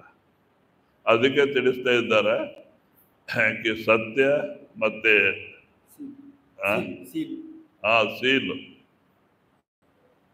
ಸೀಲ್ ಅಂತ ಹೇಳ್ತಾರೆ ಇಂದ್ರಿಯ ಜಿತತ್ವ. ಈ ಪಂಚ ಕರ್ಮೇಂದ್ರಿ, ಪಂಚ ಜ್ಞಾನೇಂದ್ರಿ. ಈ ಕರ್ಮೇಂದ್ರಿ ನಮ್ಮ ಸ್ವಾಧೀನ ಇರಬೇಕು. ಇದು ಈಗ ನಮ್ಮ ಅದಕ್ಕೆ ಗುಲಾಮ್ ಆಗಿದೆ. ಸ್ವಾದೇಂದ್ರಿ ಮಹಾತ್ಮರೇನ್ ಹೇಳ್ತಾರ? ಕಮ್ ಖಾನ, ಕಮ್ ಸೋನ, ಕಮ್ ಬೋಲ್ನ, ಕಮ್ ಚಲ್ನ, ಕಮ್ ಖಾನ. ಕಡಿಮೆ ಊಟ ಮಾಡೋದ್ರಿಂದ ಮಾನವರು ದೇವ್ ಸಮಾನ ಆಗ್ತಾರೆ. ಜಾಸ್ತಿ ಊಟ ಮಾಡೋದ್ರಿಂದ ಒಂದು ಮಾನವ ಪಶು ಸಮಾನ ಆಗ್ಬಿಡ್ತಾರೆ. ವಿಕಾರ ಜಾಸ್ತಿ ಆಗ್ತಾವ. ಅದಕ್ಕೆ ಕಮ್ ಖಾನ ಗಮ್ ಖಾನ ಧ್ಯಾನ ಮಾಡಬೇಕು. ಅದಕ್ಕೆ ಕಡಿಮೆ ಊಟ ಮಾಡಬೇಕು ಅಂದ್ರೆ ನಾವು ಸ್ವರ್ ನಡಿಬೇಕು. ನಿಮ್ಮ ಊಟ ಆಟೋಮೆಟಿಕ್ ಕಡಿಮೆ ಆಗೋಗ್ತದೆ. ಜಾಸ್ತಿ ತಾಮಸಿ ಗುಣ ಜಾಸ್ತಿ ಬೆಳೀತಾವ ಊಟ ಜಾಸ್ತಿ ಮಾಡಿದ್ರೆ. ಸಾತ್ವಿಕ ಗುಣ ಬರಬೇಕು ಅಂದ್ರೆ ಕಮ್ ಖಾನ. ಹ ಅದಕ್ಕೆ ಕಮ್ ಸೋನ. ಜಾಸ್ತಿ ನಿದ್ರೆ ಮಾಡಿದ್ರೆ ಅಷ್ಟೇ ನಿದ್ರೆ ಬೆಳೀತಾವ.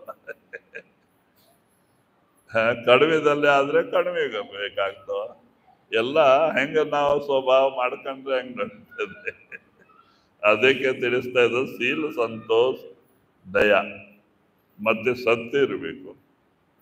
ಸತ್ಯಗೆ ಬೇಗರ್ ಭಕ್ತಿದಲ್ಲಿ ನಾವು ಮುಂದೆ ಅರಿಲಿಕ್ಕೆ ಆಗುತ್ತಿಲ್ಲ. ಆ ತಾಕತ್ತು ಸತ್ಯ ತಾಕತ್ತಿದೆ ಒಳಗೆ ಶಬ್ದ, ಅದು ನಮ್ಗೆ ಟಚ್ ಮಾಡೋದಿಲ್ಲ, ಪ್ರಗಟ್ ಆಗೋದಿಲ್ಲ. ಅದಕ್ಕೆ ಸತ್ಯ ರೂಪ ಮತ್ತೆ ಶೀಲ. ಇಂದ್ರಿ ನಮ್ಮ ಸ್ವಾಧೀನ ಇರಬೇಕು. ಈ ಸ್ವಾದಿಂದ್ರಿ, ಕಣ್ಣು ಚಕ್ಷು ಇಂದ್ರಿ, ಕರ್ಣೇಂದ್ರಿ, ನಾಸಿಕ ಮತ್ತೆ ಸ್ವಾದಿಂದ್ರಿ. ಇವೆಲ್ಲನ ಊಟ ನಾವೆಷ್ಟು ಮಾಡ್ತೀವಿ ಅಷ್ಟೇ ಮಾಡಬೇಕು. ಏನನ್ನ ಚಟ್ಪಟ ಅಂತ ಇಂಥ ಸ್ವೀಟ್ ವೀಟ್ ಪುರಾನ್ ಪೋಲಿ ಏನೇನು ಸಿಕ್ಕಿದ್ರೆ ಮತ್ತೆ ಜಾಸ್ತಿ ತಿನ್ಬಿಡೋದು. ಮತ್ತೆ ಭಜನೆ ಎಲ್ಲಿಂದ ನಡೀತ? ಎಲ್ಲ ಸದಾ ಕಾಲ ಒಂದೇ ಸಮಾನ. ಇದಕ್ಕೆ ಇಟ್ಕೋಬೇಕು. ಮತ್ತೆ ಕಮ್ ಖಾನ ಶೀಲ. ಮತ್ತೆ ಈ ಕಿವಿ ಇದೆಲ್ಲ, ಇದು 60% ಹೊರಮುಖ ಮಾಡ್ತದೆ, ನಮ್ಮ ಮನಸ್ಸಿಗೆ ಹೊರಗೆ ತಗೊಂಡು ಹೋಗ್ತದೆ. ಇದು ನಮ್ಮ ಸ್ವಾಧೀನ.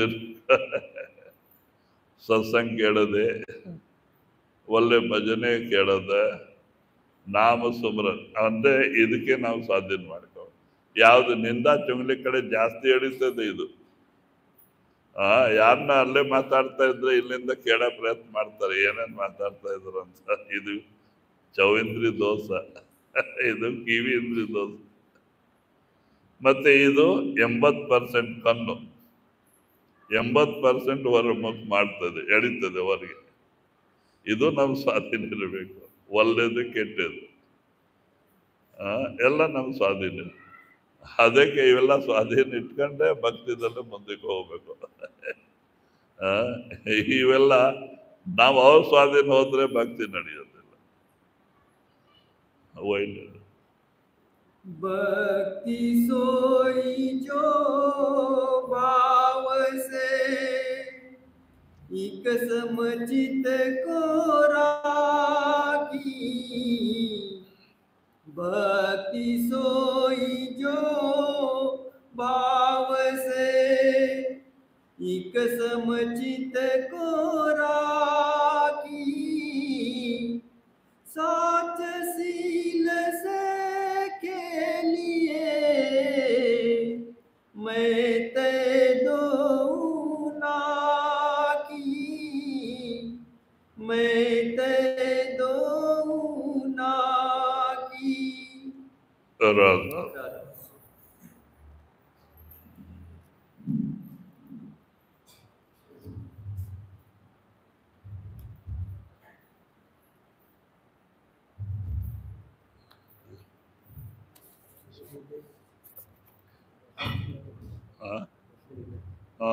ಇಲ್ಲೇ ಕೊಟ್ಟು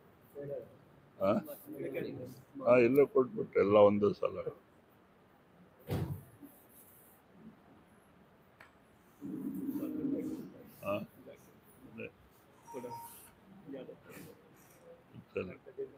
चल नहीं बात